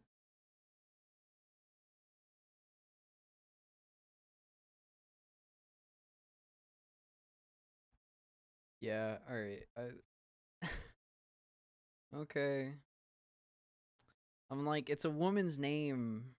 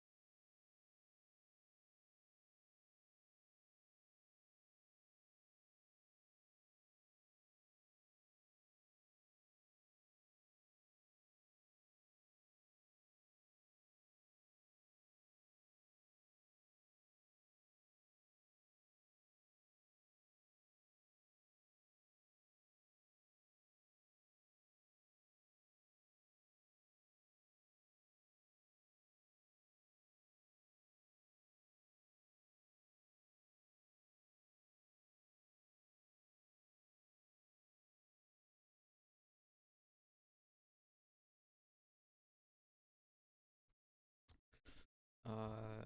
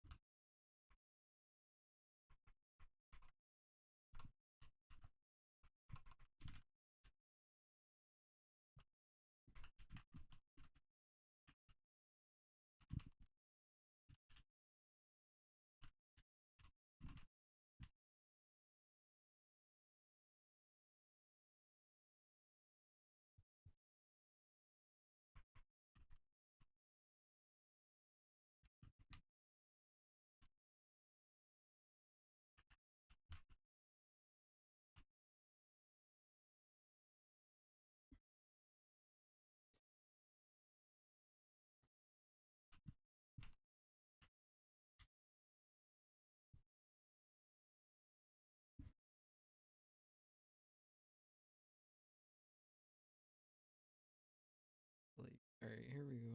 All right. Anyways. All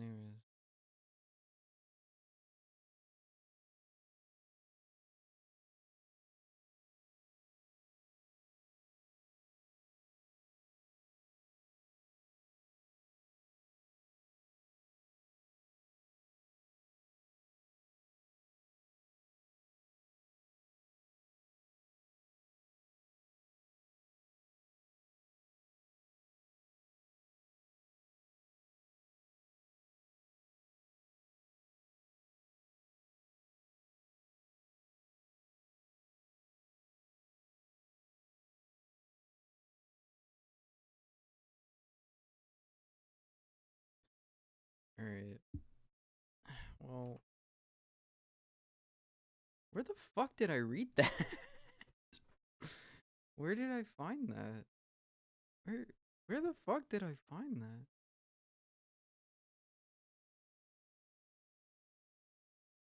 So random. So close, bro. So close.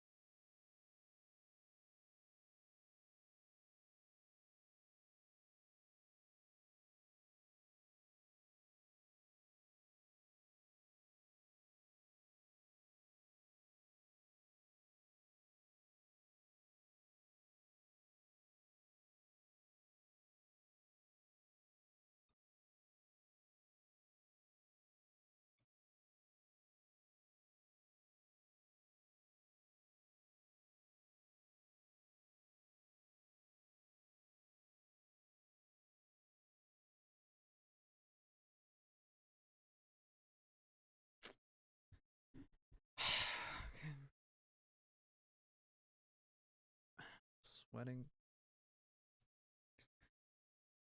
7 p.m.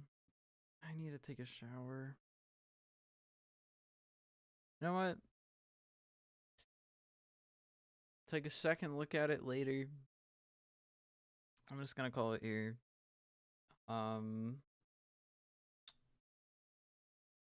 It's getting late. I have to be up early tomorrow. If you liked it, leave a like and subscribe and hit the bell icon.